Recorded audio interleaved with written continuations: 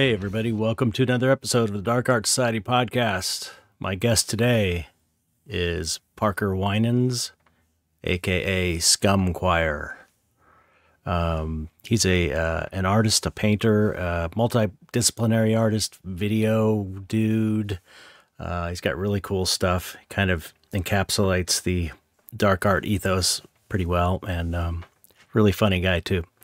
And he's a student of mine, and he's been helping me with the clips for the Dark Art Society, so he gets bonus points for that, helping us spread the word, spread the good news of dark art.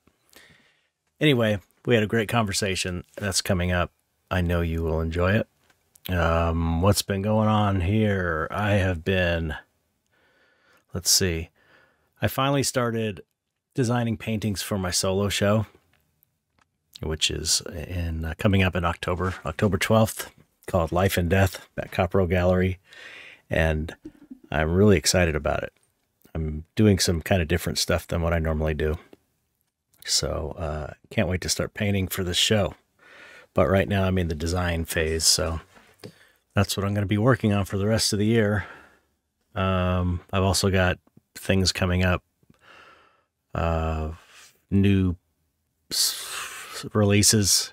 I've got some new, got a really cool sculpture release coming up soon. I'm excited about. And what else? I have some other thing coming up too. I'm trying to plan things ahead, and instead of just kind of doing them, putting them out there when I need the money. I'm trying to plan these things throughout the year. So I've been ahead on some things, which is great. I also have some stuff. I got a new print that I put on chetzar.bigcartel.com, and it's on sale right now. And I have some of my more recent prints. I put them at sale prices. So if you want to check that out, you can do that. Let's see. Yeah, that's pretty much it. My main focus is getting these paintings done. Oh, also, I wanted to mention this. Parker let me know that he forgot to promote a show he's curating. So I wanted to get that in the intro here. It's called Trickster World. It's opening at the Hive Gallery on June 8th until the end of June, and he is still taking submissions for people in the LA area. If you have a theme that's trickster themed, like a clown, a fool, a Loki, or anything trickstery, you can send it to him at scumchoir@gmail.com. The smaller the pieces, the better the better. Oh, the smaller the pieces, the better, he says. Okay, now that I got that in, I didn't want to forget that. Let's see. Okay, we got, if you want to support the podcast, go to patreon.com/darkartsociety. Join for as little as $1. If you donate the $5 and above level, you can get a 20% discount code. I think it's 20% or 10%. I don't know. It's a percentage off of Skull Shop. Skull, SKULLSHOPPE. They sponsor us, and they make great skulls. And in my new show, I'm going to be using their skulls for my painting reference. Yeah. Also, I need to do an ad read for Beautiful Bazaar.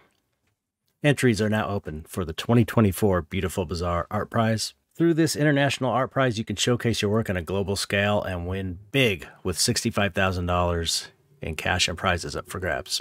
It's a non-acquisitive art prize, which means you don't have to submit a physical piece, which is great.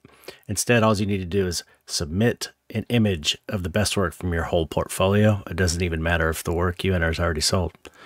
With the addition of their new Emerging Artist Award, there's a total of 5 categories that you can enter: Traditional Art, Sculpture, Photography, Digital Art, and Emerging Artist Award. You can enter from anywhere in the world. They have a brand new jury panel this year, so it's a whole new chance to become a finalist and winner, as well as the whole host of cash and product prizes for all the winners. Winners also will be invited to exhibit in the Beautiful Bazaar exhibition at Modern Eden Gallery in San Francisco, alongside 70 plus of the world's best contemporary representational artists in November of 2024. And better yet, the editor-in-chief and her team guarantee that they look at every single entry. This is a great way to get on their radar for future opportunities too. And they also share many of the entries from now until Entries close on 17th of July on their social media and online blogs. For more information and to enter, go to beautifulbazaarprize.art. That's beautifulbazaarprize.art.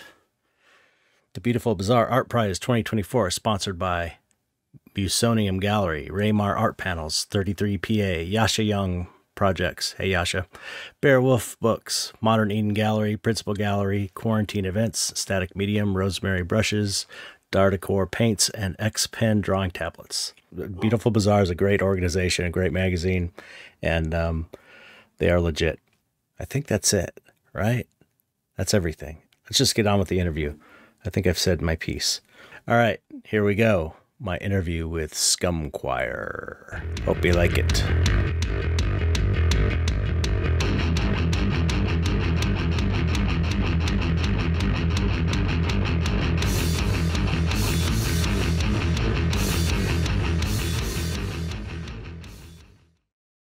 Hello, Parker. Scum Hello, Choir. It's just, do you want me to call you Scum Choir or Parker? Whatever you feel comfortable with. You can call me Parker. Okay. Most people call me Parker. Okay. Yeah. It's only like people I don't actually know online that call me Scum. Scum? Or something. Yeah, it's kind of last name Choir? Yeah, last name. It's like Beavis and Butthead when he has to say his last name. He goes, my last name is Head. My first name is Butt. My first name is Scum. I like it. Well, welcome to the show. Thanks for coming on. It's an honor. Yeah, for real. I appreciate it. Yeah, we've got. I've mentioned that you're helping me with the podcast clips and stuff, but I've also mentioned that you're a great artist. Everyone should check your stuff out, and you're kind of, doing this to give back to the dark art sided community. So everyone should be giving him a shout out and a follow and everything else, because he's helping with the pod. And but his stuff is his artwork's really great. Totally love what you're doing, and it's really freaky work. Freaky work with a touch of a Renaissance master, kind of. Yeah, kind of says it. It's like, Renaissance type work with disturbingly distorted features on the faces. More than once, people have called it Dali-esque mixed with Cronenberg. Ah, it's kind of like realism with body horror. Yeah, and I would say it's kind of old master. Yeah. Kind of bastardized versions of those. But anyway, I'm totally down with what you're doing, and appreciate it, and full on committed to the dark art thing, whatever that is. Yeah, man. I mean, like this podcast has been, it's super helpful for, my artistic journey. I don't really like to say that phrase. It makes me feel weird, but that's what it is. It's true though. So sometimes these things are true. That's why people say them a lot of the times, I know. I shouldn't have even said that with any spin on it. I don't know why I did that. You just blew it. Start over. I mean, like when I was first starting out, like really trying to sell art and do this full time, I was listening to this podcast all the time. And there's still podcasts that like stick in my brain whenever I'm thinking about what to do career wise or selling prints or whatever. That's great. So great to hear. I'm glad it's having an impact, because I'm isolated in my own little world, and I don't know that that's happening until I hear stuff like that from like you, and once in a while I'll see someone at a show that says they listen to it, someone I don't know that says they listen to the podcast. So I appreciate it. So I'm glad. Okay, I want to hear. I mean, we've gotten to know each other since you've been helping with these clips and stuff, but I don't really know your life story, so I want to hear that. First off, before anything, where did Scum Choir come from? Oh And then yeah. you can tell me your life story. Yeah, that's I get that question quite a bit. That's actually it's kind of like a mixture. It's like a Joseph Campbell thing, actually. I was super into Joseph Campbell. I was also into weed. And one day I was sitting there high and I had like cycled through a bunch of like Instagram names. It came from Instagram, really. I was like, I gotta come up with an Instagram name and just never change it. And I wish I could remember some of them. They were all like really, really dumb. Uh, like one of them was like hip technology guy or something like that. hip Like hip just ones that technology didn't guy. hip technology guy, I think was one of them. Like just stuff that didn't make sense at all. And I was like, I gotta come up with one that's gonna stick and be. And so I was like, well, what am I about? What do I want my art to be about?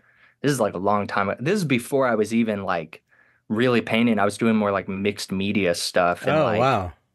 Photoshop collages and like weird little short videos and stuff. I was like, what am I about?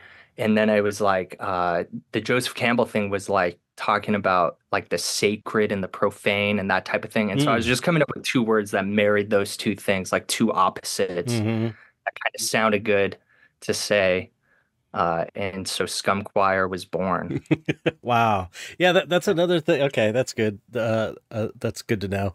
The other thing I forgot to mention is that I was looking through your posts on Instagram, like way down, and you do have like one thing that's interesting about you as an artist is that you do a lot of different types of artwork, like a lot of different media you use, and like when I first saw your stuff, I just thought you just did these kind of like old master style portraits with disturbing faces and in what I thought was oil, but you're in acrylic, right?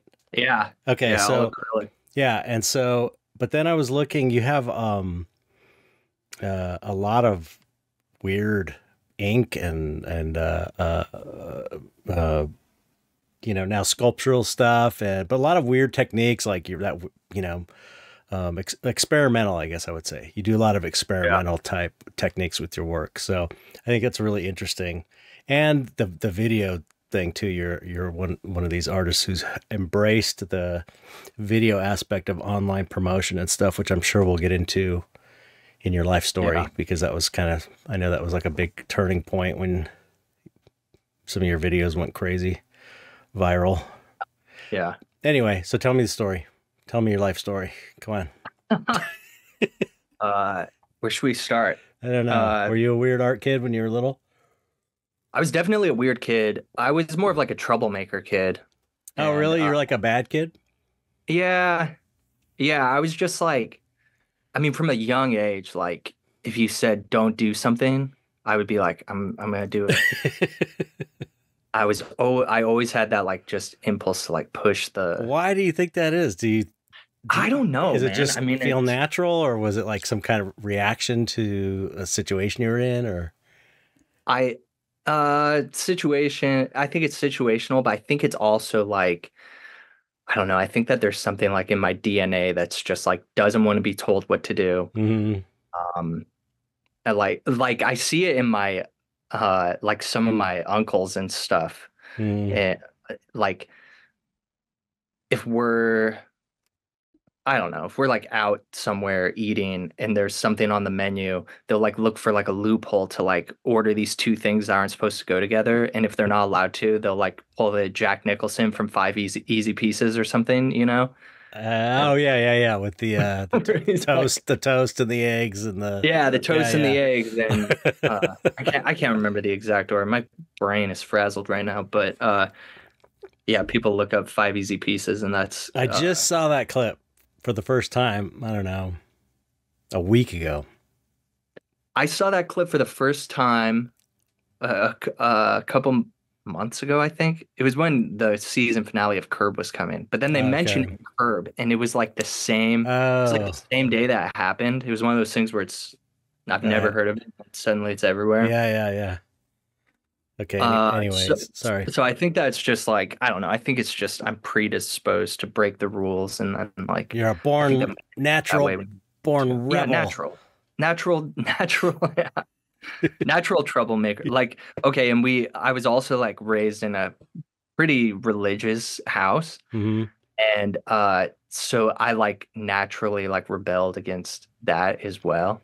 And like I have this vivid memory, like one of my earliest memories where we're driving to church with my brothers, and I told one of my brothers that we should bring a sword to church so that we could kill God, and then we won't have to go to church anymore. No way. I don't remember what my parents' reaction was, but they might have like almost crashed the car on the way to like turn around and Oh yell my at me not to God. say that stuff. My son is possessed by the devil. Yeah.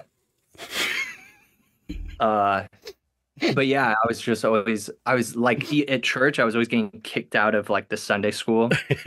And like in school, I was always getting in trouble in school. I remember there was this one day in like first grade, maybe we had this like stick system, whereas like everybody had a stick and it was at number one, and then there was number two, and it went all the way to five. And if you got in trouble, you had to move your stick down. And Hmm. if you got to five, you had to go to the principal's office. Okay. And there was this one perfect day where everybody was on one. They were like, nobody has had to move their stick. And then like I had to do something. I was like the only one that had to move my stick. And Wow. that's the story of my life. Well, Uh, being the one to move my stick. No. I understand that. I mean, I feel like I think I could have been that kid, but I was always too afraid. I was too chicken of getting in trouble or getting caught. Like I was so shy that I was afraid, but I was really into practical jokes. Like I would always do weird practical jokes on people constantly, and it felt like a weird genetic thing. And then I found out that my grandfather was like that, and my mom's whole side of the family was like that. Like they would do crazy practical jokes on each other, kind of like bordering on sadism. So it feels kind of like I understand the idea that this impulse to cause trouble could be genetic or something, you know. Oh yeah. And like b- oh I thought it was just me for the longest time in my life. And then there was like, the whole stuff with like drinking and drugs, which I'm sure we'll get to. Hmm. Like after I like got through that chapter of my life, I was hearing stories about like my grandpa's brothers. Because my grandpa's always been a teetotaler, like Hmm. this totally like upstanding uh citizen, Hmm. Kirkland jeans from Costco and a hat with a fish on it and pays his taxes on time. That type of guy. But then I heard these stories about his brother, how like they would for every like family party, they would rent this bar out and they would just shut it down by fist fighting people and like just getting in trouble and just tearing the place down. And I was like, oh wow. So it's not just me, I guess. I wonder my grandpa's such an upstanding citizen. He probably like Yeah, saw that. he was the black sheep. Maybe he Yeah, was he the was the black black sheep. sheep of his family, exactly. What For a not trip. getting into bar fights. Wow. Well, you don't seem like the fighting type to me necessarily, but I'm definitely not now. yeah. Uh, I definitely went through like times where I was. Really? That was more born out of like just being stupid and insecure and stuff, Hmm. which I still am, but it just expresses itself in different ways. You've used the power of dark art to express it positively instead of beating people up. Exactly. I mean, that's like, I mean, art's like probably the one thing is why I'm not like going to bars and getting into bar fights Hmm. is because like I found this thing that's like I want to do more than anything, and it gets Right. that stuff out. Hmm. It's like people ask at shows or whatever, like, oh, why do you paint the dark stuff? The classic question that we all get. Why don't you paint something pretty? Yeah, where does the darkness come from? And that type of thing. And Well, I don't know, first of all. Second of all, like this is I don't know, it gets it out there. It's a positive thing. I totally lost my train of thought there. I understand. Well, But I just remember I wore this taxi driver shirt to oh, try and nice. get out of jury duty. Yes, you went to jury duty today, so if just Yeah. so people know. Um, Yeah. That's what yeah, I'm probably gonna lose my train of thought a lot because I'm not a 7:30 in the morning type of guy normally. oh, so you're all And discombobulated. I was today. I'm discombobulated. But the shirt says someday a real rain will come and wash all the scum off the streets. That You classic wore line. that. Oh man, it didn't get you out of it. It Wow. didn't give me, I think it's because the graphic is too small. Yeah. Kept looking down at it like, is anybody seeing this? You're like stretching it out. So Yeah, stretching it make out. the text bigger. That's interesting. You're scratching yourself. Yeah. Right. Oh, could anybody else go for some lunch? Okay, so anyway, troublemaker kid. When did you get into art? I mean, I was always kind of into art. I always liked coloring in, like Hmm. coloring books when I was a kid. I remember another early memory was when I realized I could color inside the lines and Hmm. like it wouldn't lose the picture. Hmm. I remember that being like the first creative breakthrough. It's like if I stay in here, then it keeps the bird this color, and then I can color other stuff, Right, getting the other concept things. of coloring inside the lines. Yeah. I also have this memory of like I saw this uh like documentary about Leonardo da Vinci. I think it was a documentary about him. It was some depiction of Leonardo da Vinci, and it just showed him as like this like weird eccentric guy. Sorry, Sorry. that would like invent stuff and like paint in a room next to candles and and I just thought that that was the coolest thing ever. So I have this memory of like going into the garage and turning off all the lights and lighting candles and painting. Really? Yeah, I You tried to did? paint like a picture of a peach. Wow. Yeah, What and a age is yogurt. this? Oh, probably 6 or 7. Wow. Huh. Hmm. That's And I cool. took painting classes around that time too. My mom I have one of the paintings still. It's a painting of Lake Tahoe. Oh, cool. And it was just kind of like landscapes, like almost Bob Ross style Hmm. landscapes. But I remember I was also into baseball. Oh, excuse me. It didn't Letting it register. all out here. It just Oh, okay. went silent all of a sudden. So now Oh, you gave I yourself away. belched for the listeners. I belched. Uh, I was also like into baseball at the time, Oh, and okay. I remember when I was taking these drawing and painting classes, I was out like in the outfield, and I just remember like I learned how to render clouds, Hmm. and like one drawing in particular, there was like a fence going off in perspective, and then there was like a mountainscape behind it, and then there was a sun, and then there was some clouds that we learned how to render. I remember standing out in the baseball field and just looking at the clouds and like thinking about how to draw them, like way more than I was thinking about the game at all. And Hmm. that I don't know why I remember these things, but it was just like those things that stick out as like Yeah. Well, like this. those are kind of those, I don't know, pivotal moments where you should have been, any other kid would be just paying attention to the game, you Yeah, know, with it's a moment where you get an inkling of where your passion maybe is, or your deeper passion or something is. yeah, definitely.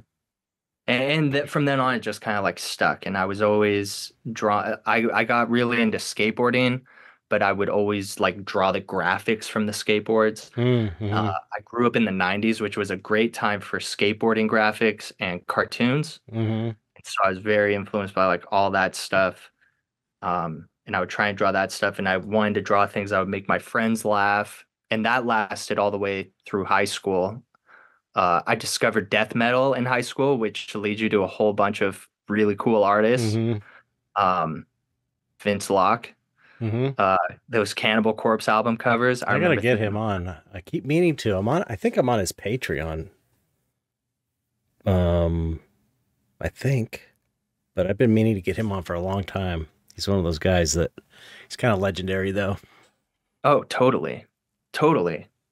I mean, that had. I mean, I didn't know who he was. I just knew his work. Yeah. Now I know who he is. Now I see his work in galleries. I'm like, hell, oh my hell. Oh my hell. And and like Eddie from Iron Maiden, Yeah. Yeah. I shamefully can't remember the artist's name who came up with that. Yeah. I forgot too. I used to draw that though. I used to draw that guy in the 80s. Oh, Eddie is the coolest. Might be controversial among some, but Eddie is the coolest part of Iron Maiden. Like they have some good songs. I like Iron I like Maiden. Iron Maiden. But like if you take all their music and then all their album covers, I like all their album covers. Actually, not all of them, but anyways. Uh, so I got into metal and I was into that. And then that was also like Metalocalypse was on. Hmm. And so that was kind of like art and metal. Hmm. And but I would draw these like going back to drawing cartoons, I would like draw these cartoons to make people laugh that were inspired by like these brutal death metal albums. Hmm. And that I'd be sitting there in class drawing like some guy crushing like a baby with a rock or something, like just the gnarliest thing that I could think of, and then just showing it to people and being like, "Look at this! Isn't this funny?" And people being like, "It's not really, and it's not even that good." But I liked doing it. So you And like, at that time, I was really into music, so I wasn't pursuing art. I was more like, I was determined to be like in a death metal band, oh, really? professional. Hmm. What do you play?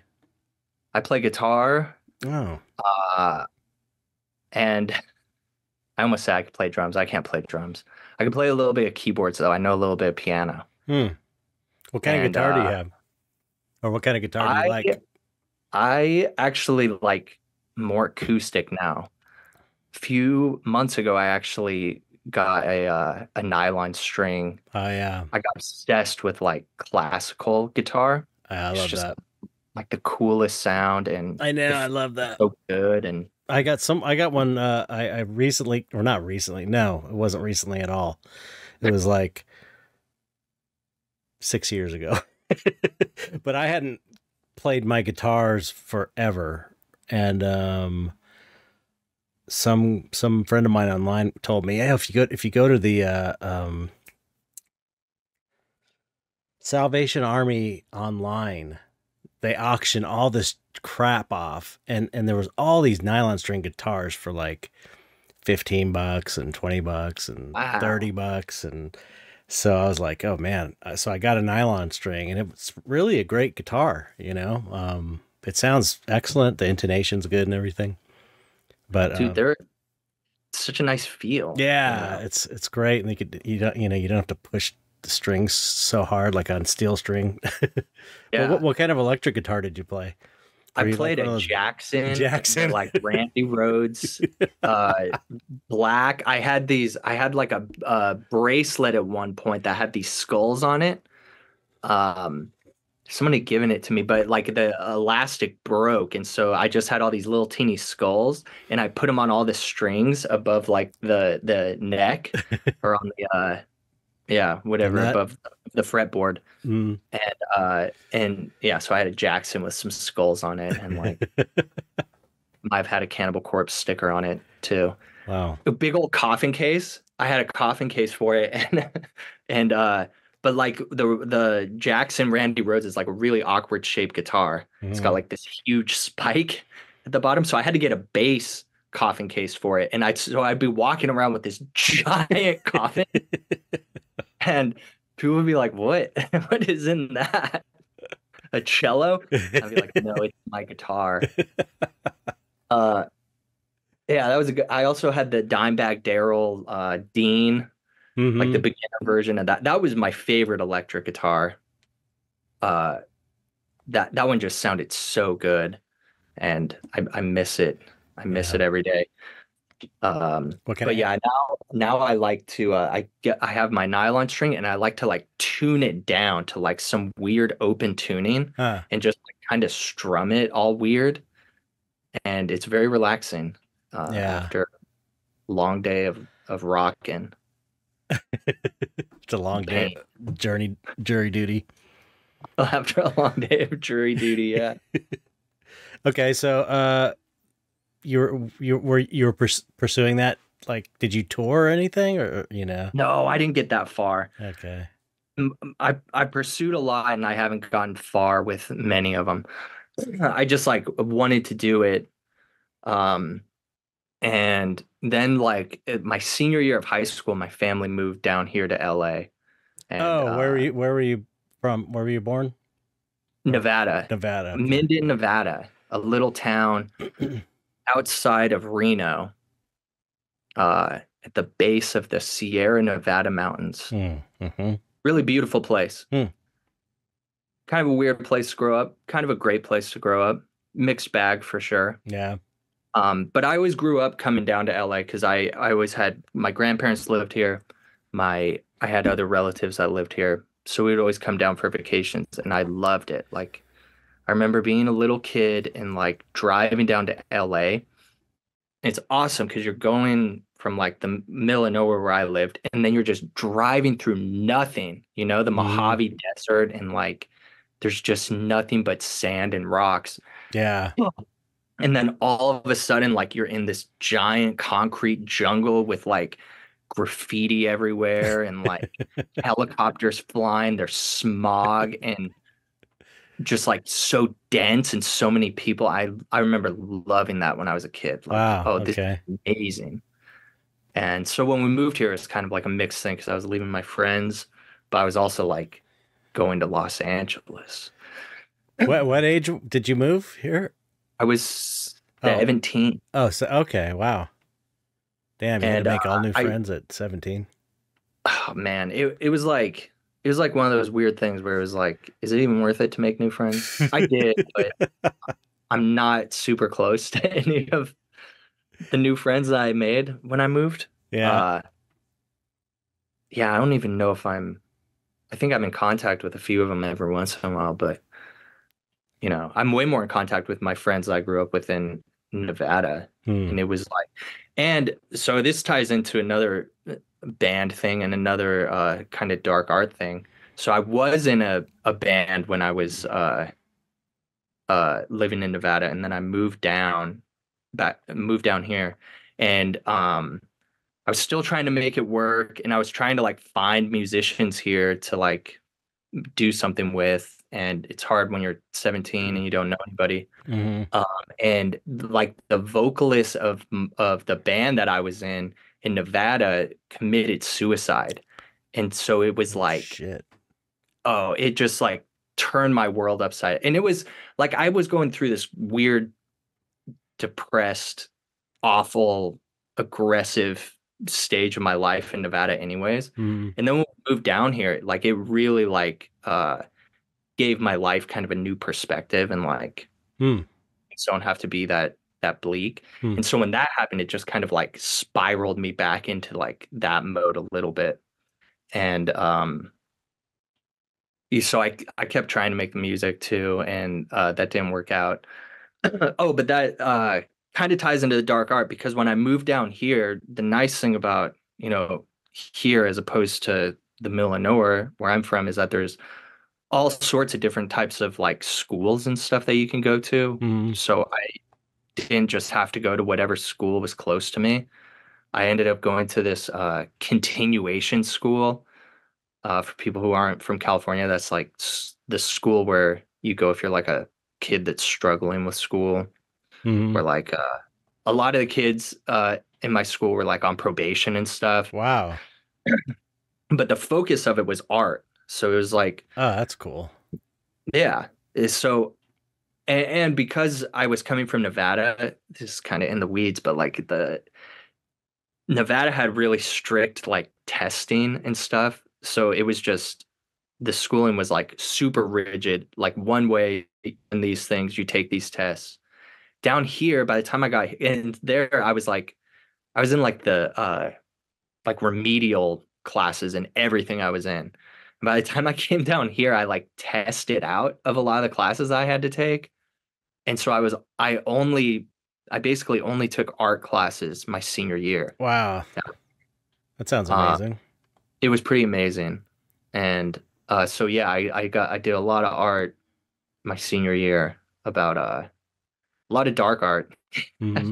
my senior year, which was good. And then I applied to film school because it was like LA film industry, good way to get a job. Um, I had all this art, so it was easy to kind of get in. The school was practicing predatory loans. And like it was a shady place, so it was really easy to get in Well, actually. what was this? What was the name of it? The Art Institute, Oh, okay. Yeah, yeah, the yeah. Art That's right. We Institute talked about of this before. California, Los Angeles. Right. There were a couple of them. Yeah. Um, I got lucky and went to one where there were good teachers, and I really did learn a lot about film and did make, industry connections and stuff. But a lot of them, a lot of these art, they had them all over the country. There Hmm. were like hundreds of them, I think, Yeah.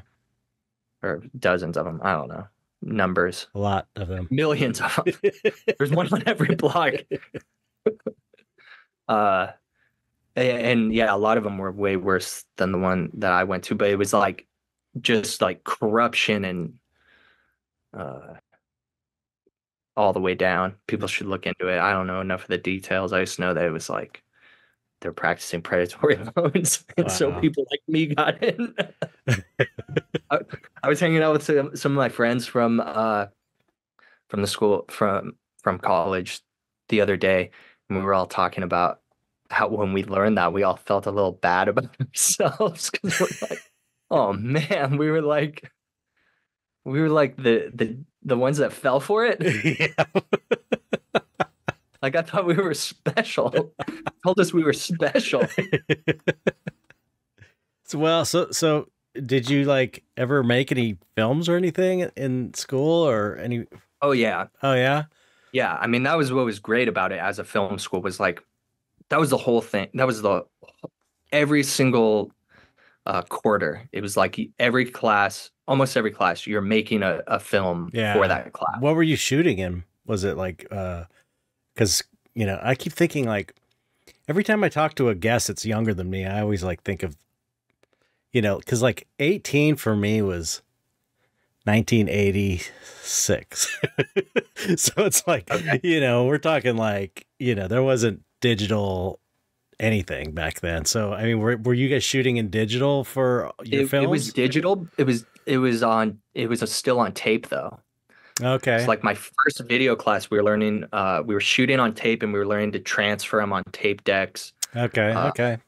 and yeah, editing them in Final Cut Pro. But it was like the industry standard at the time that I first started was still like film. Yeah. Like everything 35 was still millimeter. shot Yeah. on film. Hmm. Everything was still shown on film. And then and I was there for like the transition from that to the year I graduated, and there was only one film that was being projected on film, in wide theaters, and it was a Tarantino movie, Oh, wow. Django Unchained, I think, Wow. um, or maybe it was yeah, Django Unchained, and so I was there for the transition from film to video. We didn't learn film though, and it was like when the 7Ds were first starting to come out. Hmm. And so like the cage at my school had these like uh old digital tape cameras, but then students would have like a 7D and it would look so much better Hmm. than anything that our cage had. Right. So it was a weird kind of like paradigm shift. Yeah. Yeah. Transitory Yeah. time of transition. So, Yeah. Yeah. uh, That was in okay. the So, weeds too. My bad. no, it's all, this show is all about the weeds. Um, what, do you have any, like, are they any good? Any of the movies you made? No. No. No, No. nothing They're, at all, like even close to good. there's definitely like I definitely made some like pretty funny ones with my Uh, friends, but not like, I mean, I wouldn't show them to anybody. Actually, there might be a few that I would show to people, but I'd have to revisit them. Just like as a general, the way that my mind thinks about it is like no, like yeah, I yeah. all that stuff's in the recycle bin to me, like just cringy. And honestly, that's what I think art school is for. Like you can learn now any technical thing Hmm. online pretty much. Right. But like art school is kind of like just this place to make really crappy art Hmm. no one's ever gonna see. Uh Yeah, yeah, yeah. where you I, have to like make money doing it. I don't know if I told you this because I mean we have talked about this stuff before to some degree, but I used to make movies. That's originally what I wanted to do before effects, is I wanted to make movies, and so I used to make Super 8 films. Like in, I started when I was 9 or 10 years old because I found my dad's Super 8 camera, and then I made some in high school and stuff. There was a couple that were I thought pretty funny, but thinking about it now, it's like I wonder if I looked back if it would just be like, oh my god, this is so stupid. But I mean, I was 9 years old. Um, but Yeah. so you didn't why didn't you get into the film industry after that? Um, well, Or did you there were try a to? couple of reasons why. Yeah, I tried to, and I made some good contacts there. Um, What were you gonna try and be?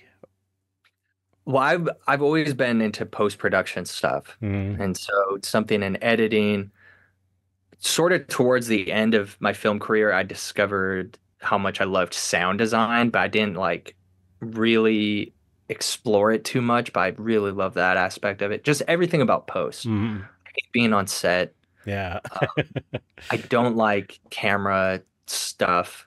Like I like cinematography. I Mm-hmm. like looking at cinematography. If I'm behind a camera, I like trying to find the best angle and stuff, Yeah, but I yeah. don't like the the technical side of camera stuff. So definitely sign in post. I really wanted to direct films. Mm-hmm. Um, but We we've definitely talked about this. I think Alex Pardee said that like as soon as he realized that you need at least one other person to make movies, he gave up on it. yeah. That's pretty much where I was. Yeah. I don't want to. I can't. I took this one class of films. This will tell you. This won't tell you anything about anybody. Never mind. But I remember in this one class, it was a sound design class actually. The teacher asked what everybody wanted to do in the industry, and a bunch of people said director.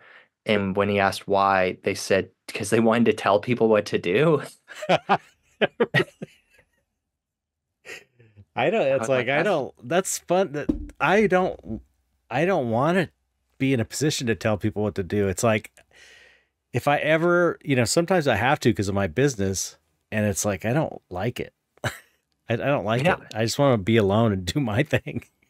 yeah, totally, I don't want. I don't feel comfortable telling people what to do, but you kind of have to if you're gonna direct a movie, I suppose.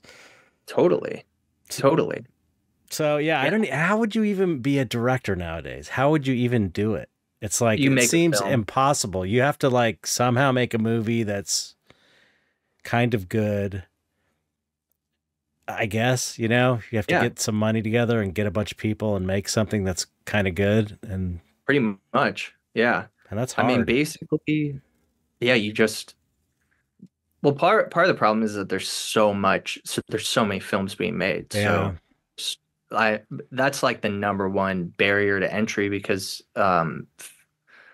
camera supplies and everything are so cheap. You Yeah. have your phone and you can make a feature. I was actually kind of uh I was kind of ahead of this curve in film school. Mm. I was for my thesis film, I was like so sick of like everything about the being on set and stuff about that I decided that I was gonna make a stop motion animation using just my phone.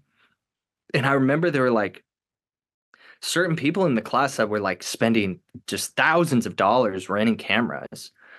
And like I remember it didn't look that great. Like the camera quality I guess looked good, but it's like they weren't like trying to find There weren't like interesting angles. Like it Mm-hmm. wasn't visually interesting on its own. It's just like money. You're just looking at money on the screen. Mm-hmm. Um, whereas my cinematography, I mean, it was all right. It was student level, good. Mm-hmm. It was like clear that I had seen Stanley Kubrick movies and like David Lynch stuff. That was basically the yeah. Anyways, that's background. What were you ahead of the curve on? Oh, filming on iPhone. Filming on Oh, iPhone. okay, okay. Yeah. Wow. Because after that, like people just started making and like I remember getting these like really cheap lenses for my phone. Like you could get like a wide angle and like a Yeah. macro.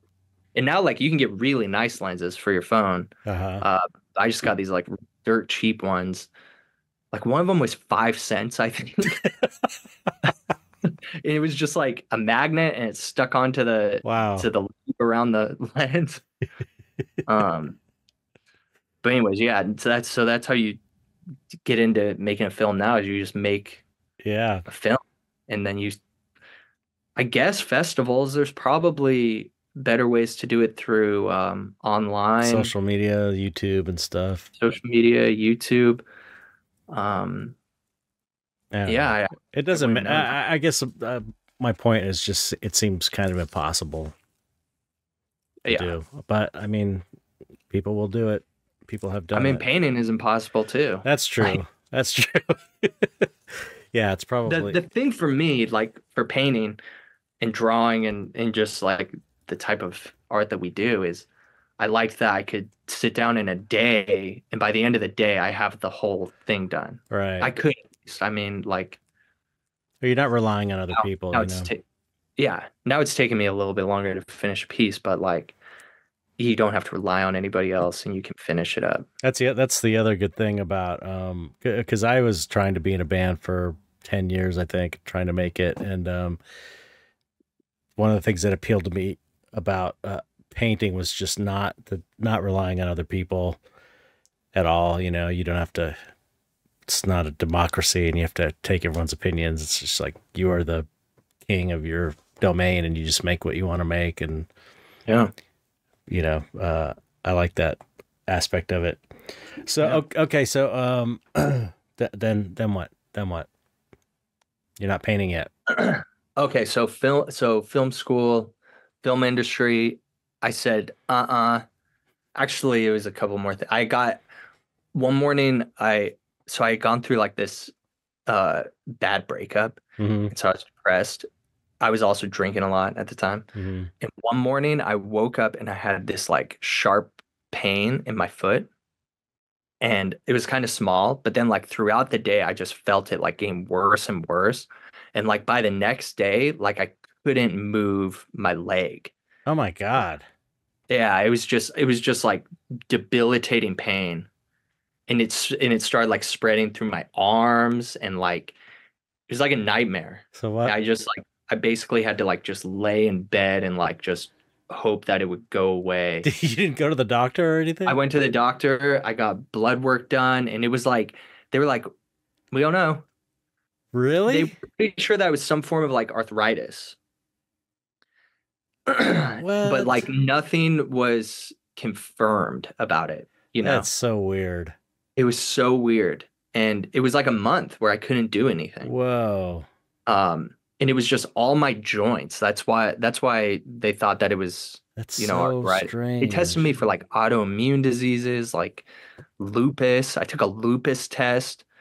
Uh, I can't remember all the other ones. Autoimmune diseases and arthritises, and none of them were positive.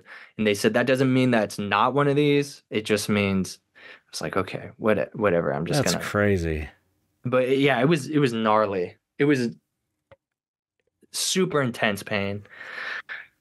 Debilitating work, debilitating pain. No work, no work, all pain. Uh, and I was going through this breakup. Um, I had a relative who had just died too. So I remember spending a lot of time crying over Hmm. this pain and everything else in my life. And around this time, I had this book about surrealism, and I found this Frida Kahlo painting that I just totally related to. It's like of her feet in the bath, and Hmm. you can just see, and it's like a landscape, and Hmm. there's like a volcano, and I don't know if I've what seen else that is there? one. I'm gonna look it up. Oh, it's really cool. Ah, I wish I remembered the name. I might have it in one of my That's all right. the book's too far. Yeah, people know which one I'm talking about. Yeah, it's she's in the bath. You can see the drain, but I just remember like relating to it and being like, this is like what it feels like right now. This is like how weird and trippy and disorienting it. Oh, what the water gave me. Yeah, Wow. Yeah, that's cool. I've yes, never seen that one.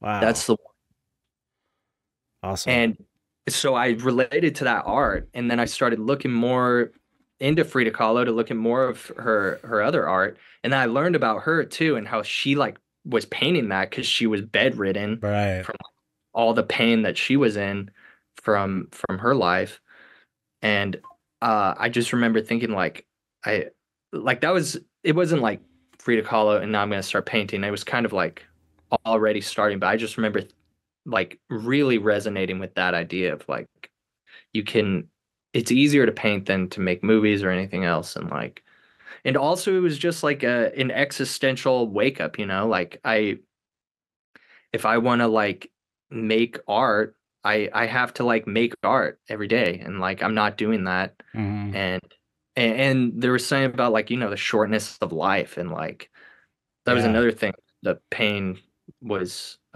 like damn this could just end, you know Right. and I could have nothing, like have done nothing. Hmm. I could have just waited away my whole life. Hmm. And so that was just a huge, like, I don't know, spiritual breakthrough. Another word I don't like to use, but I'll use it because it's kind of describes the It's thing. apt. It's apt. And so yeah, so I started painting and I had lost all the skills I learned in my previous painting classes. And what I lacked in technique, I made up for in vigor and that's about it. Consistency. I was Hmm. painting a lot. I just like every day I'd do at least one. And just playing around with mediums and had no idea what I was doing. That's when discovered pen and ink as well. Hmm. Uh, I started I was using Sharpies to kind of outline my paintings Hmm. because I was still kind of into like the skateboard graphics and graffiti art and stuff. So like clean lines, which I was never really good at.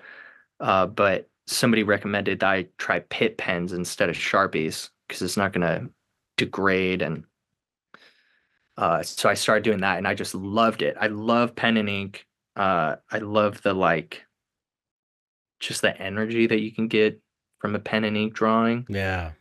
I love the speed that I could draw, and I felt like it was the medium where like I could just look at a piece of paper and then just like start drawing and see things in it as I'm going. Hmm. Yeah. Um, I love pen and ink too. yeah, and that's around the time I came up with the Scum Choir name as well. Okay.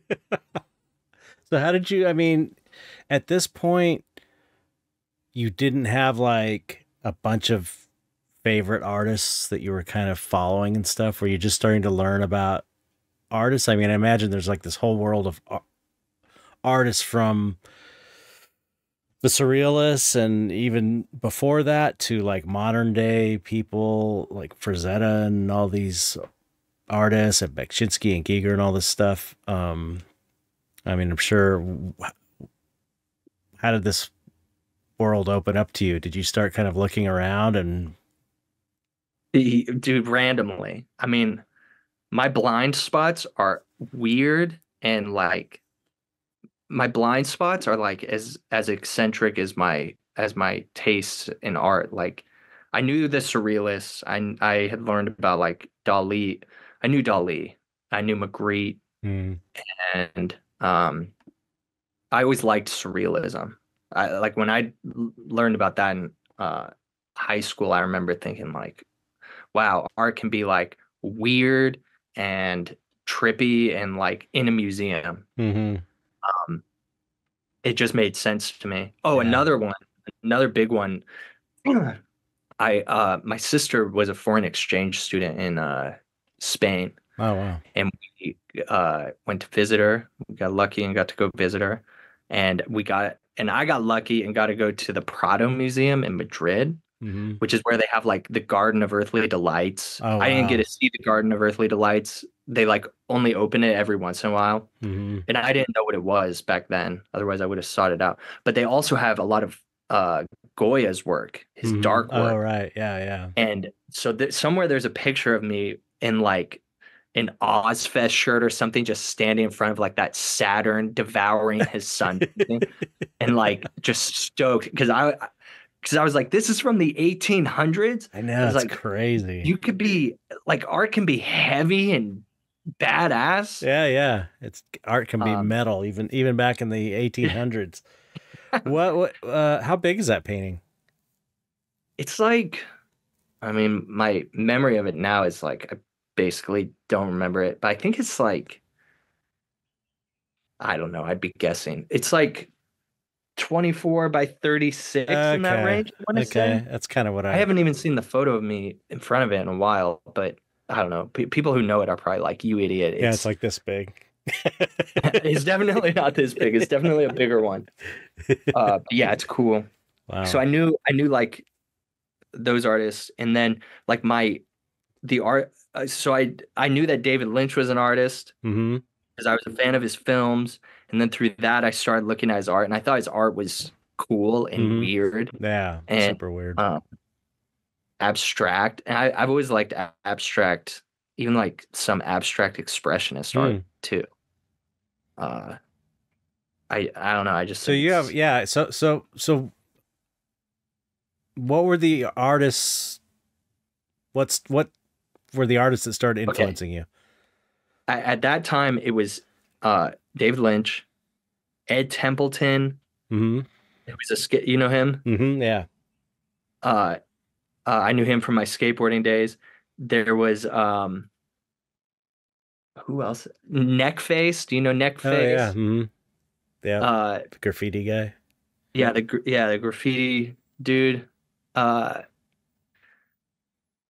trying to think of who else at that time. It was like random. It Yeah, was like that's what I was gonna random, say. It's like totally weird random totally weird and artists. random. I loved going to museums though, but I was just like bad at remembering artist names too. Mm. And so I just kind of like see art that I liked and like take pictures of it. Um, yeah, it was totally just a random hodgepodge of Mm-hmm. like old artists and then a few from like Instagram. And I'm trying to think of like a modern. I remember around this time, I think I found Bronwyn Lorelei, Mm-hmm. who's been on the pod. Mm-hmm.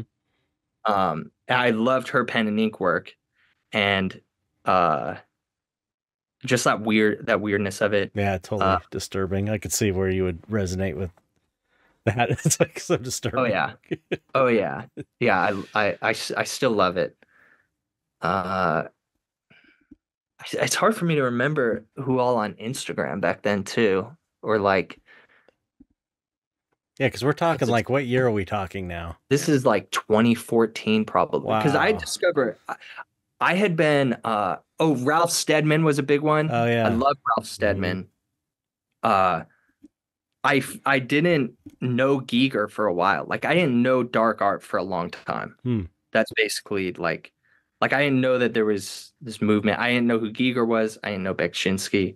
I didn't know uh like it was somebody I had done some random drawing and posted it on my Instagram and somebody had commented Giger under it, like this looks like Giger. And then I like had to Google Giger to make sure that he wasn't like that wasn't an insult. And I was like, oh, this guy looks pretty. And then I found Giger that way. And Yeah. then I realized that Giger had like a lot of the bands I used to listen to had like Oh yeah, yeah. he had done art Not to mention for the Alien. Surely, as a film oh yeah. geek, you must have known about Alien. Alien was another weird blind spot that I didn't Really? see for the longest time. Yeah. Wow. Yeah, it was like 3 years ago probably that I finally watched Alien. Oh I mean, wow. I knew work from it before I'd ever watched the movie. Oh wow. Okay, so the alien wasn't a big influence on you growing up. No. Huh. Mm-mm. Interesting. Star Wars was. I was into Star Wars. Yeah. I like those creatures. Those were kind of burned into my subconscious. Hmm. There's a little, kind of that's where the creatures and stuff come from, I Hmm. guess. Um, Interesting. yeah, it might just be like my frazzled jury duty brain right now, but I'm gonna hate myself later when I'm editing the clips for this and I'm like, why didn't you name Everybody does that though. Everybody does that. um Oh, I forgot to mention blah blah blah. I'm like, whatever. You come back again and talk then. Write it yeah, down. It's more about yeah, the conversation. yeah. But yeah, I was showing my work at like anywhere that I could. And it was at the Dark Art Emporium. Hmm. Jeremy Shot, I didn't even want to tell him, but I think I've told you this too, because I was like listening to all these art podcasts. Oh man, where is it? Where do we go from here? Okay, we'll go back. We'll go back to, okay. So I'm showing all these places. I'll go back and tell some other story. I'm falling apart. I'm just gonna melt by the end of this. I'm just gonna be a puddle of ooze. Uh, You're doing fine. I have another ooze story to tell you too. So that's three. That's two more things. So I was showing everywhere that I could. I saw a post for the Dark Art Emporium on Facebook. Hmm. I thought my art's really dark. I should show there. I brought my work there, and I showed in like one of their. It was 2017. Wow. Um, and actually, it was a weird like turn of events. Like me and Jeremy Schott happened to be going to the same concert that night. Oh wow. And so I ended up hanging out with him at the concert for a while. Wow. What And show he was what show was like, it? Suicide Silence. I don't know them. Uh, they're a metal band, and they're still a band. Um, they came out of like the MySpace era Oh, of okay. deathcore. Uh, yeah, they're a cool band, heavy. Uh, he toured with them though, doing video Okay. for them, and Oh, so he was Jeremy Shot. I was thinking Jeremy yeah, Cross. Okay. yeah. Jeremy Shot. I hadn't met Jeremy Cross yet. Okay. Um, And so I ended up hanging out with him at this show, and he was like, honestly, I would have probably been a dick to you if you showed up any day other than today, just because like I'm always burnt out and like I deal with so many artists coming in, and like Right. he's like, you just happen to come at the same time. But anyways, I was listening to a lot of these art podcasts and like trying to, really make this thing happen, soak up all the advice I could. And I was like, there should be an art podcast like this, but for like dark art. And he's like, there is. It's called the Dark Art Society, Chet Zar. And I didn't want to say, I don't know who Chet Zar is because he said it in a way where You're it's like, like, oh yeah. yeah, I was like, oh yeah, cool. And I Google. Uh, and so that's how I So discovered your work. that's And that's how hilarious. I discovered the podcast. I learned about a lot of the artists that I like now from the podcast. Mm, that's so cool. But I'm a baby-faced young strapper. That's not a phrase. That's interesting. Wow, I didn't realize that. Wow, that's pretty cool. Yeah, the darkness just came out of like it was like there were probably some artworks that influenced it, but it was like that's just naturally like what my hand does, you mhm. know? It's from the death metal, it's from weird movies I liked to watch, Yeah. and it's just how it is, and I like fell into it through the darkness Yeah, it rather seems than darkness. it seems like you're more influenced by surrealism than horror movies, than a lot of other dark artists. I don't know though, Yeah. but it seems like because I know a lot of people who I interview, it's like they were more influenced probably by horror films and stuff than they were surrealist artists, like real surrealisms like Dali and Frida Kahlo and all these people. Yeah, Yeah. I definitely was more into like uh art, art than horror. I have a weird relationship with horror. I always loved it like as an idea, as like a genre. Hmm. I love the imagery. But there's like very few horror movies that I can point to and be like, that had a huge influence on me. The Shining is one because Hmm. in film school I was obsessed with Kubrick, and that's my favorite one of his films. Yeah, it's a great I could one. probably quote that movie all the way through, but that's like one of the only ones. I love the Texas Chainsaw Massacre. That's a great one. Um, but yeah, I watched Texas Chainsaw Massacre when I was really young. That kind of had an influence. I guess that would be the one that influenced me. Right. Away from home, I didn't want to go to church. I ran away from home. I went to my friend Cameron's house. I actually like recorded a song about this at one point. But I ran away from home. I went to my friend Cameron's house, and he had rented the Texas Chainsaw Massacre, the original one, and we watched it. And he was kind of indifferent to it because the new one was coming out, the remake was coming out, so he wanted to watch the old one. And Uh-huh. he was like, "That's it's not that scary." And I was just horrified by it because I think he had seen more horror movies than me. I was just like, I'd lay up at night and just be like, I hope that guy's not still out there. Yeah, yeah. I used to think Uh, that too when The Exorcist came out, because I was really okay. young when The Exorcist came out, and I used to like get so scared at night I couldn't sleep just from seeing drawings.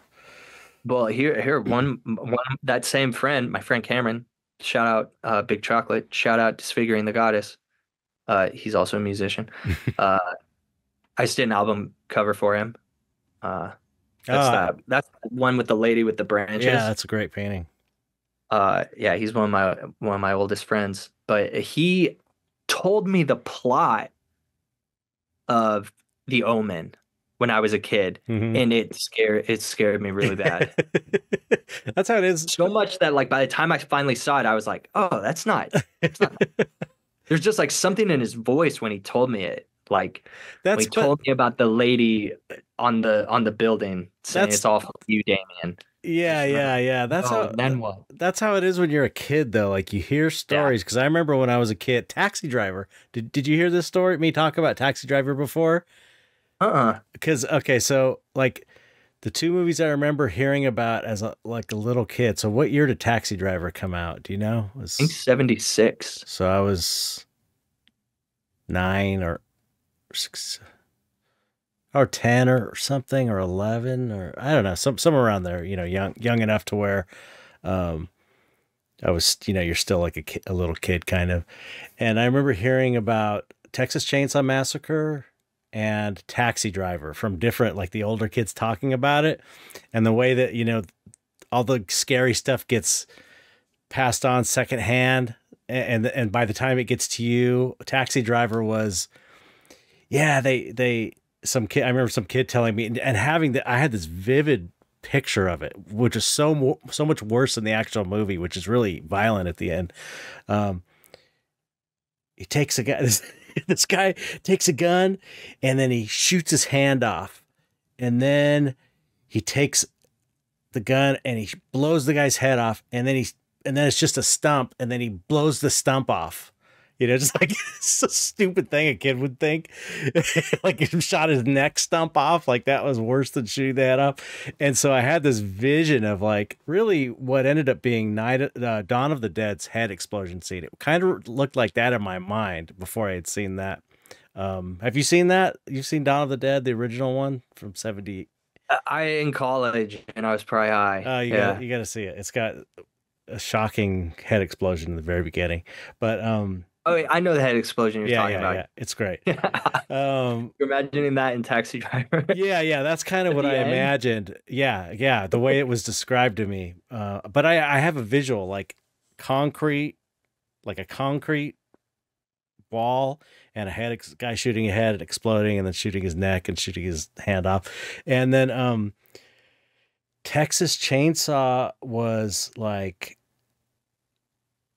yeah, they walk in and there was these fingers in a frying pan frying. And it was like, it's just all these descriptions of things that weren't in the movie. And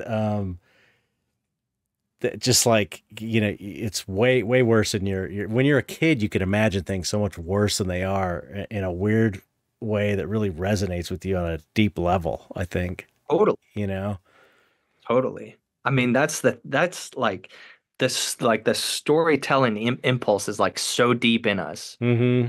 that it's like even when we're kids, it's like somebody telling us secondhand the Texas Chainsaw Massacre, Right. one of the best scary movies ever, is like scarier than the actual movie is because the way your imagination Right. just Yeah. Yeah. invents things and puts things together and Yeah. uh And plus everyone's talking about it like, oh my God, it's so scary. And, yeah, the hushed tones, and yeah, it's like dangerous almost, it has this feeling of danger to it. yeah. So cool. Anyway, I don't know that talk about in the weeds, but, uh, Horror wasn't that into horror movies, no. yeah. Surprising. Okay. Okay. That's a, I it's, do like some, I have like my favorites, but I'm not, giving you a hard time. I'm just curious. You have an unusual trajectory compared to a lot of I artists. I kind of like it. Like I used to be kind of like And you seem insecure like a about it. guy who would be into horror movies, Yeah, and I am metal. to like a degree. I like it more than probably most people Okay. do. Not most people, in the dark art community or like horror conventions. But Right. like if people are having like a conversation about zombie movies or something, like I can't go very deep in it, Hmm. you know? Wow. Uh Okay. You need some I can education. go embarrassingly shallow. I dip my toe in. It is and I love zombies though. It's Have you seen Zombie? The Lucio Fulci no, Italian? I haven't. You have Zombie and the Shark? Uh-uh. You have to watch Zombie. I know, I Yeah, I know, I know. mean, it's good because you have all these great movies to watch. Exactly. Well, that's what I was gonna say is like I used to look, especially when I started like hanging out more in the dark art scene, it made me feel like insecure, like, oh, I don't know all this stuff that these other people know about Hmm. stuff. But now it's like, A, I have all these cool movies to watch. I just have to watch them. That's a whole different conversation. I will. Right. But also it's like I don't know, I have like a different angle that I'm coming at it from. I was doing I was just doing the dark art because like I was doing the dark art. It wasn't really inspired by horror films, you Yeah, know? that's cool. I mean, that's cool. It's cool that we all, I think that's cool because, we all arrive at the same place from a different journey, different artistic journey, Of course there's common threads, but it's just funny that in this scenario you're like a weirdo for not being going to horror movies. Like that's kind of like Totally. the standard normal for most dark art people is horror movies. Totally. But I think that's cool. Yeah, it's like it's like any like subgenre or like niche of anything. It's like you turn into a weirdo for being normal. It's Yeah, like straight edge punks, in the early days of punk yeah. something. Um, Okay, so sorry, so I got people texting me about sorry. I had something going on tonight, but I got shuffled around. I forgot to tell them because we ended up doing this late because of your damn jury duty. Okay. So anyway, you yeah. So okay. So you started showing Dark Art Emporium. Dark Emporium. Now what? I mean, I was showing everybody. Okay. So we got back up and we got to tell that other thing. Yes. So that thing happened with the being bedridden and all that stuff. I didn't really learn my lesson. I kept going hard in the boozing, hard in the just partying. I still like I was doing art and I was doing a lot of shows and stuff, but it was more like just about hanging out and partying and not like I don't know. It was definitely a weird time for like You don't think years. that your foot thing had to do with drinking too much or something? Oh, I think it did for sure. Okay. I think that was a big part of it. Yeah. I didn't learn Plus my the other lesson. stuff. Okay, so you The didn't pain went away and I was like, I'm free to drink again. look. Light me up that Never mind. Uh, I don't even know what I was gonna say. Big fat doobie. Light me up that big fat doobie, give me a 40. Uh, and yeah. And I was still like exploring my art. I was doing some stuff was all bad. I like to put myself down more than I think I deserve. Some of it was decent. Like it was leading somewhere. I was on a path. Right. Um, but I was still like just mostly partying and like I wasn't trying to get better at art. I Hmm. was You weren't just trying. focused. You weren't focused like you are now. Yeah, I was like really trying to like fake it till I make it. That old Mm-hmm. sense saying that Yeah, the only fake it till you make it works if you're doing all the other stuff that you're supposed to be doing too. Like if you're doing the yes. hard work, you Yeah. can a little fake it till you make it is good as long as you're, Yeah. doing the real Yeah. work behind the scenes, It, it's such a weird paradox too, because like now I feel like I am in a phase where I should be faking it to make it a little bit more, but I'm like so conscious of like how I can improve and stuff that it's harder for me to fake Yeah, it. that's funny, right? Yeah. I'm like, I probably should just be humble and not try and do that thing. But yeah, back then I was just all fake it, no make it, going going around.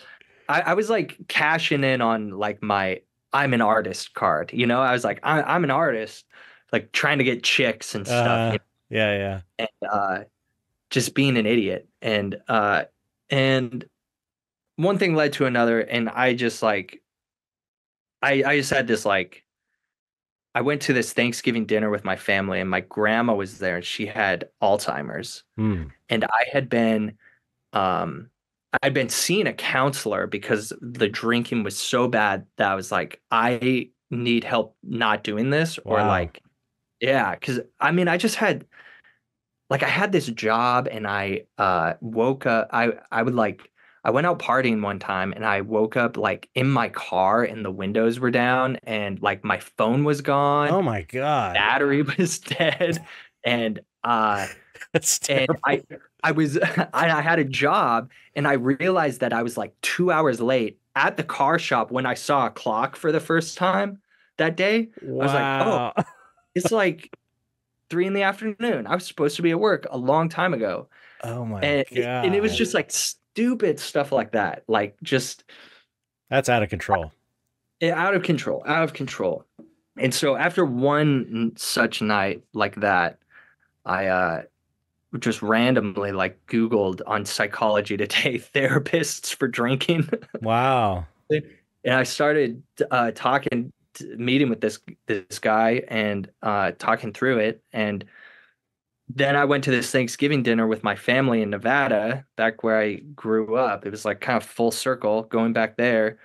And my great grandma was there, and she had Alzheimer's, and yeah, Alzheimer's. And there was this part during the dinner where like my grandma, my her daughter, my grandma had put out these really big name tags.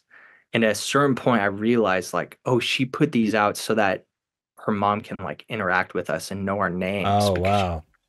our names. And there was just all these things about that trip that were just like again, it was like round two of that Frida Kahlo thing of like it's all gonna end, Right. why are you like Fucking speeding around. up? Also, why are you like messing around? Yeah, yeah. Um, and and so after that, I got I got drunk at a casino in Nevada.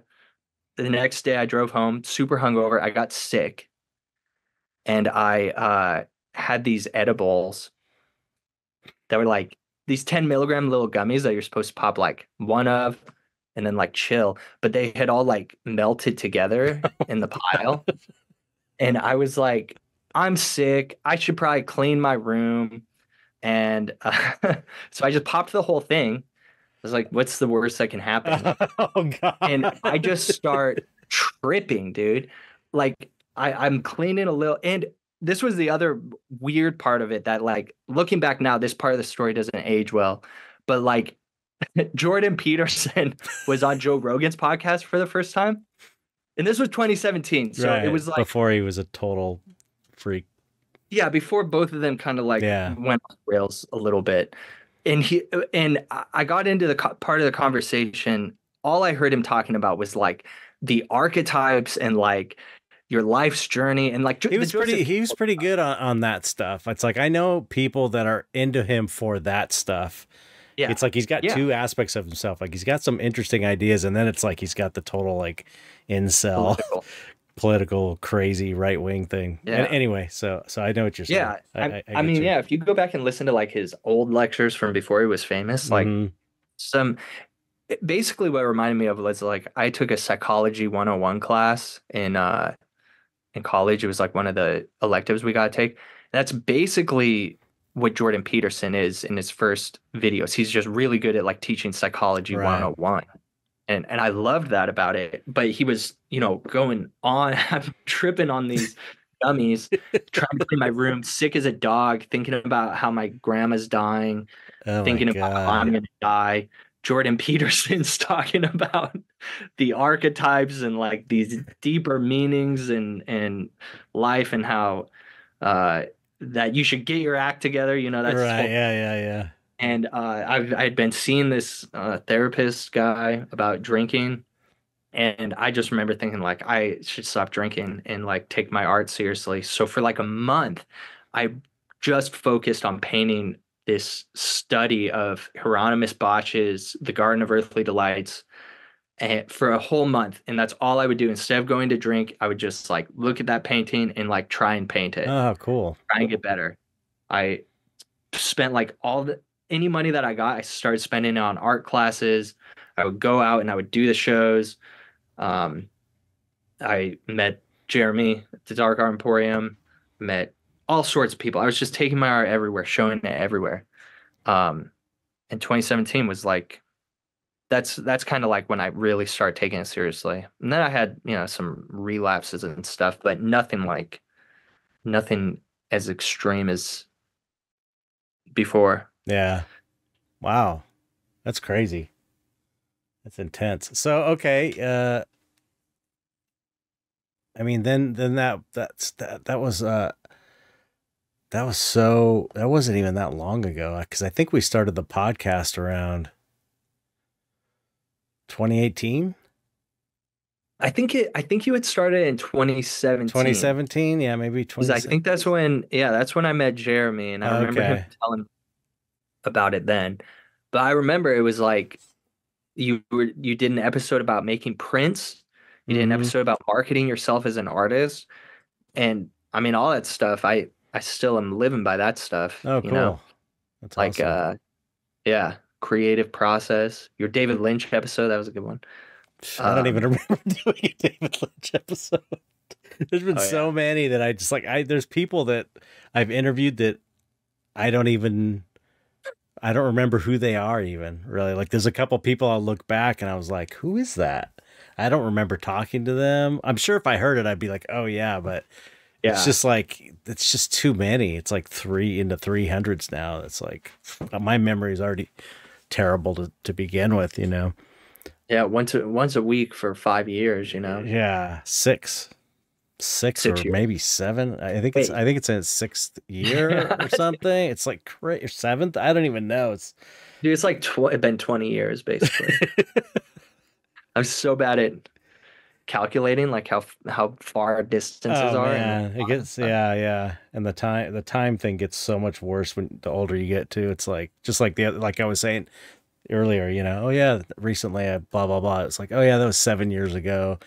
It's I started catching myself doing that too. Like, oh no, it was not long ago. It's a decade. 10 years. So okay, well, so that brings us to the present moment. Yeah, well, we didn't. Yeah, but no, we didn't get into your videos, your viral videos. Oh, yeah. That's kind of a big part of your art career, I think, isn't it? Yeah. That's something we're talking about. You because you're very focused on Instagram videos, which I'm trying to do more myself.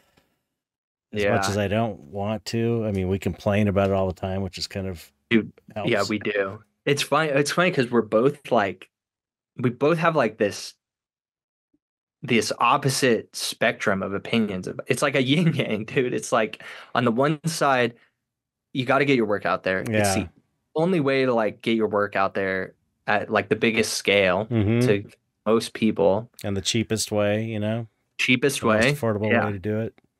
Most It's affordable the way. only game in town, really. I mean, The only game in town.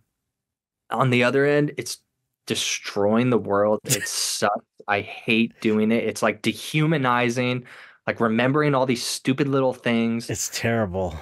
and like Yeah, it's just another thing to do. And it's like it's bad on so many levels. Like yeah, on the surface, it's bad because it's a pain in the ass.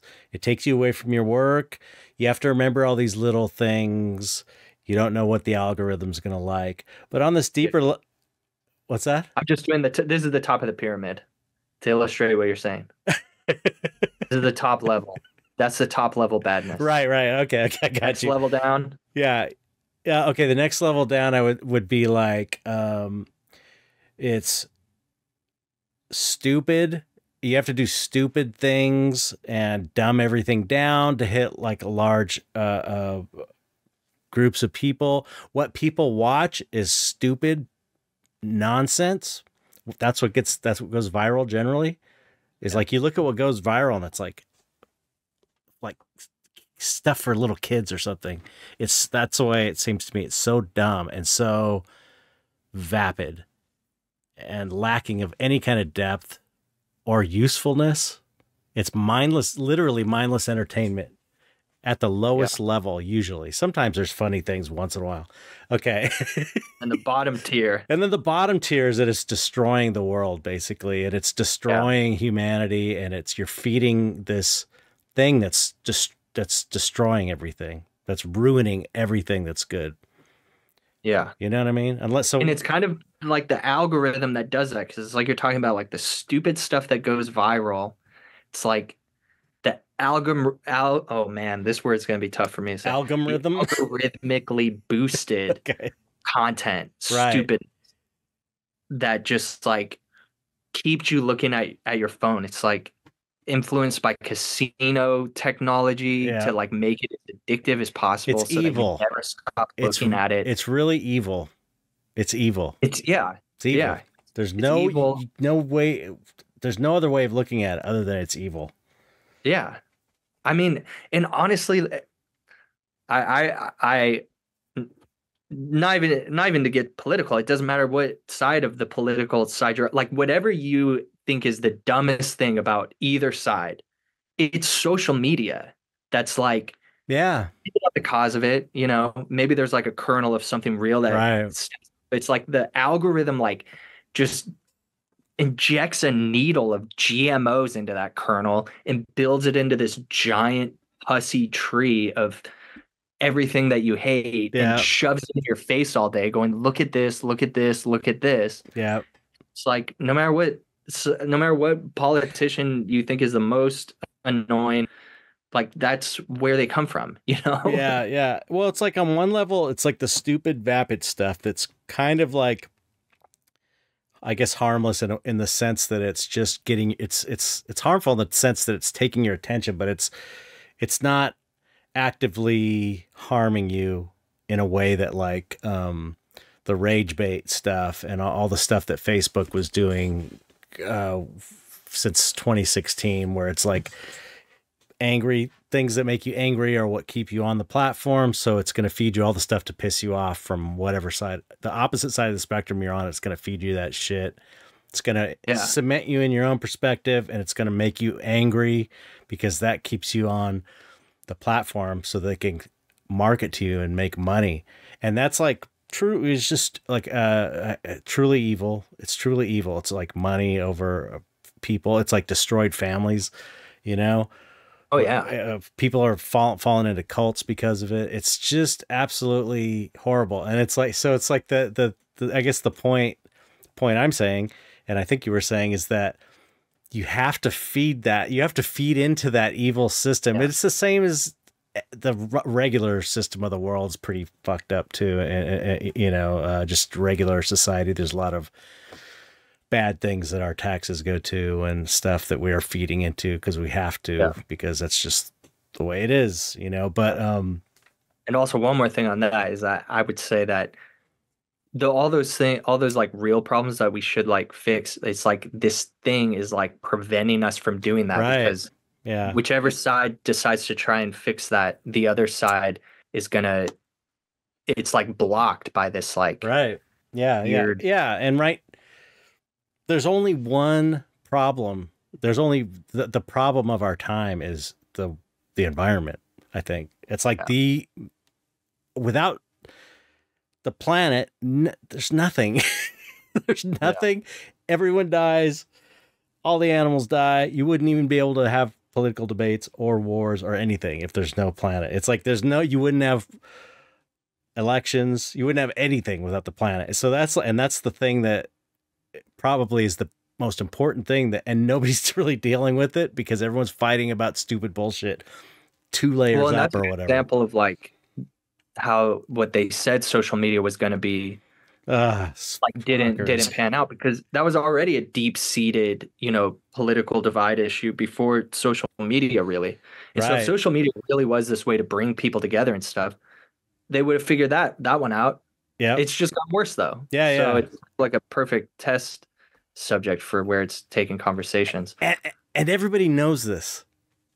That's Yeah. the thing. Yeah. It's like pretty much everybody knows that this is true, but everyone's kind of like addicted to the social media platforms. And if you're not addicted, you still have to go on them to promote your thing, whatever.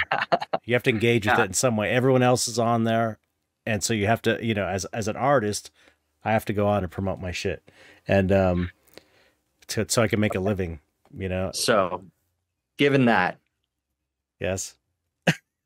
we have to use it. Other side of the yin yang. Yes, yes, yeah. It in the same way we have to. Just so you guys all know, we're not like happy go lucky. Isn't social media great? You can promote your stuff for free. I used to think that when it first came out. I remember on MySpace Because it was like, that way. Yeah, it was that way. It was that. It did have like a golden era before it. And this is the, you know, everyone talks about Skynet and the Terminator taking over, and this is it. Yeah. This is it. This is the algorithms. The people that made them don't know how they work. They Yeah. You know, I know someone that said they talked to someone who worked at Instagram when they were drunk after they had quit, and they were spilling their guts about, this was like some tech person was spilling their guts to this person while they were drunk at a bar about, I forget who it was. It's probably better that way anyway. But that they don't even know. They don't know what the algorithm is going to choose to elevate.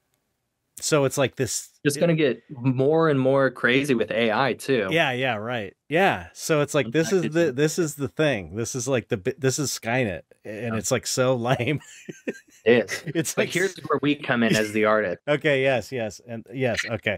So we have It's almost like we're injecting. Right. First off, like you said, we have to do it because it's the only game in town. It's just like paying your taxes, even though you don't want to fund a war or whatever. You have to do it. It's the law kind of thing. Okay.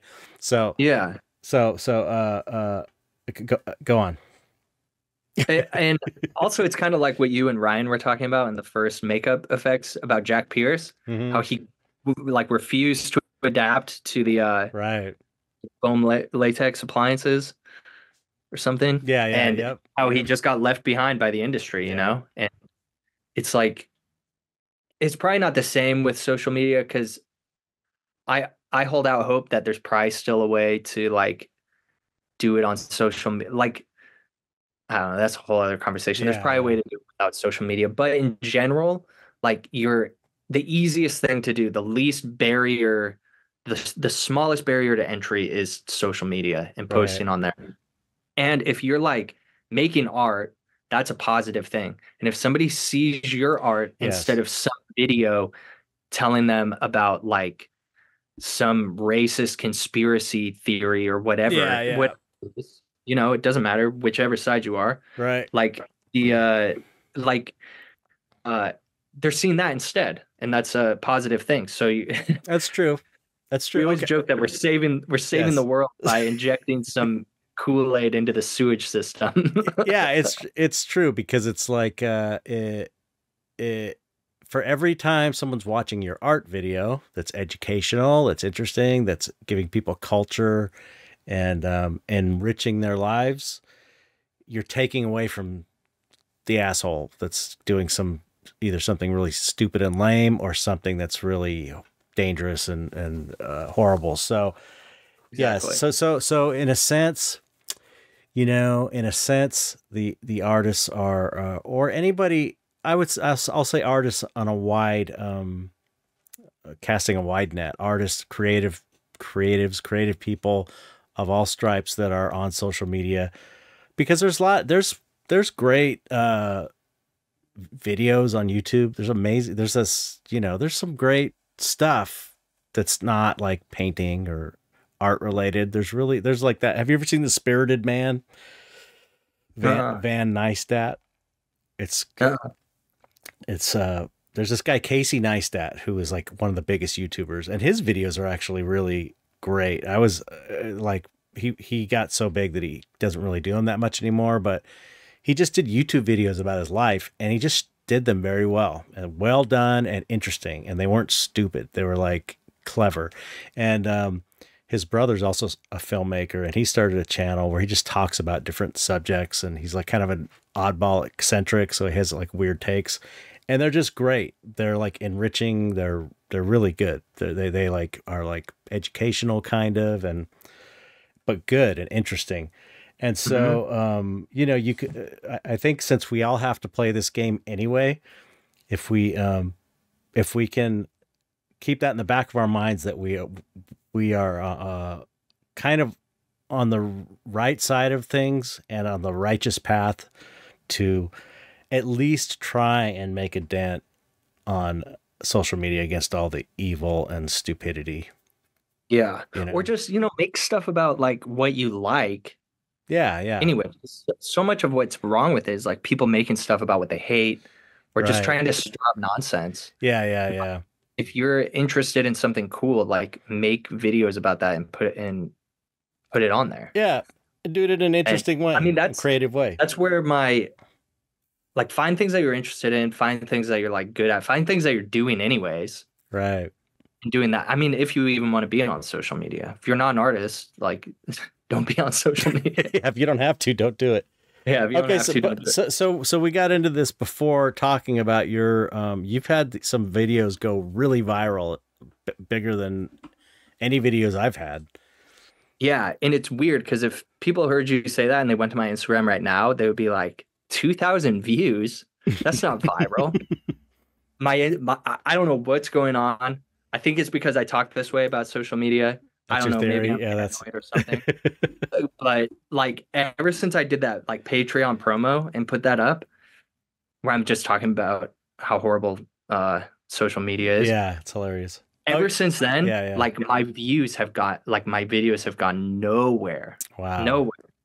But Yeah, going here, back wait, okay, real quick before I forget, before you get into yeah. this, you should take one of the videos that really went off because there's a few that you had that really got big numbers, like 1 million and like 700,000 and stuff. You should kind of do a duplicate, not a duplicate, but the same technique, the same style, the same uh, amount of space, the time frame of the cuts, the narration, whatever it is, and just try and do a new version of that and see if it Yeah. catches. Yeah, that would be a good test, Yeah, that actually. might be a good way to test it. So anyway, so tell me about this experience you had with going viral because I've yet to go viral in that way. Okay, so I got lucky for going to film school. For a long time, it felt like a waste of time. Uh, Yeah, like why did I do this to myself when I'm like not even doing it? Uh, but then it's like everything is video now. you're right. And so I just have a certain like skill set that's ingrained in me that I'm lucky to have. So when like everything turned video, it was just easy for me to like film stuff and edit it fairly quickly. And I just Yeah, started doing that, and I didn't get good views right away. Um, and that until I started teaching classes. I don't know if that registered. My alarm went off. No, I didn't.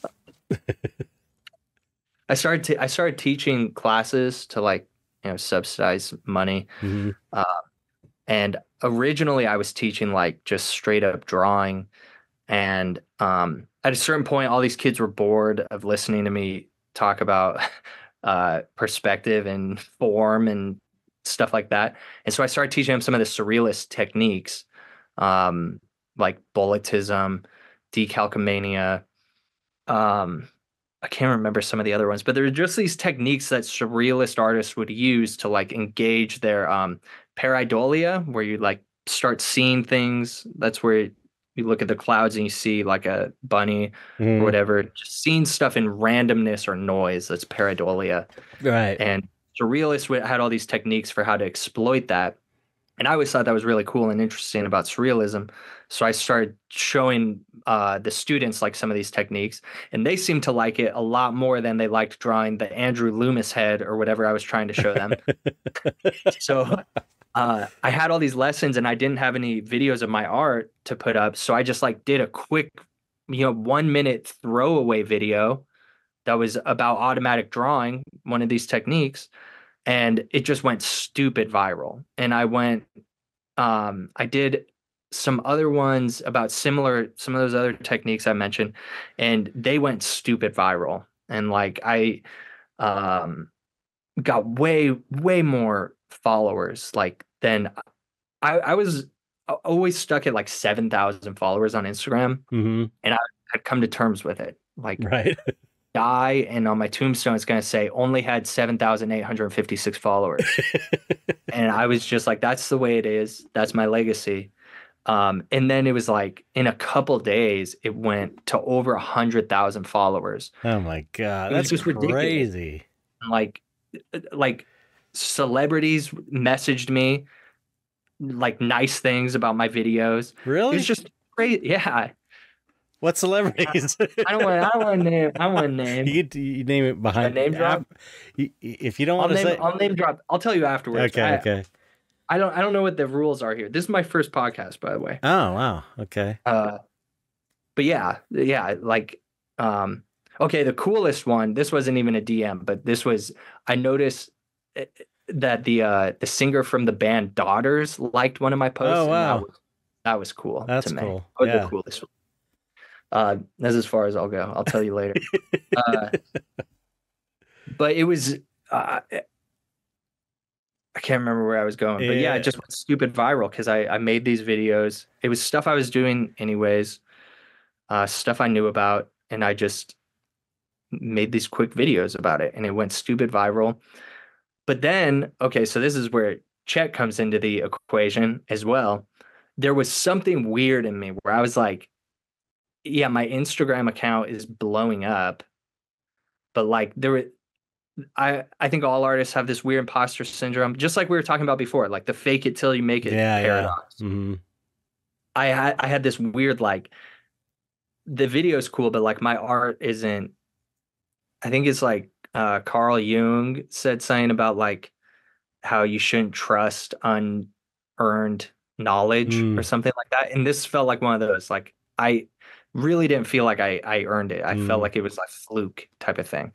So that's when I joined Chet's Patreon at the mentorship tier because I was like, I want to get better at painting. Like this Instagram buzz isn't going to last forever. Yeah. And sure enough, a year later, I'm at 2,000 views on all my stuff. Yes, but you're a better painter though. But I'm exactly, and like that's man, I'm and like all this stuff like that we've talked about with. I mean, we haven't talked about the ego stuff, but like all my drinking and stuff, that really was like a lot of ego stuff, Hmm. and like a lot of my big problems have always been like ego rooted, and like I'm so glad that I learned those lessons before like this thing I had been chasing, Instagram, Yeah, right. like blew up so that I could see through like the illusion Right. of like believing my own nonsense. Hmm. Um, because I was immediately like, this is I should get better at painting. And so even though my likes and follows and stuff have been going down, it's been like in my head, I'm like, yeah, but I'm a better painter. Right. Like I'm getting better at this. Oh yeah, And yeah, you've made a huge improvement. Huge improvement. well, thank you. Wow. I owe my th and we should say something about like mentorship too, because I think that that's a step of the process that a lot of people Right. miss. And like I would have saved so much time if I had like done something like that earlier. And like there's only so much you can learn from Yeah. you can learn information, but like having someone to look at it that like has been doing it longer and like knows their stuff. Yeah, yeah. I didn't even really think about it in these terms, but I'm sure in the last three episodes with Ryan talking about makeup effects, I know I brought up where I was 10 years at Alterian Studios and I kind of got to a level I couldn't get any better, and then I went over to Rick Baker's, and then I realized I wasn't like the best, and all these other guys were way better than me. And it was Mitch Devane who he was like my mentor, and it wasn't even because he just taught me all this stuff. He gave me all this great feedback. He was constantly telling me I should go do my own art, and really encouraging me. But it wasn't even like I went to him and was like, "Will you mentor me?" It was like, "Oh, I'm gonna sit next to him because I know Yeah. he's so great." And we kind of knew each other, and he's just a friendly guy. So I just wanted to learn as much as I can. But he ended up being like huge influence on me on my art.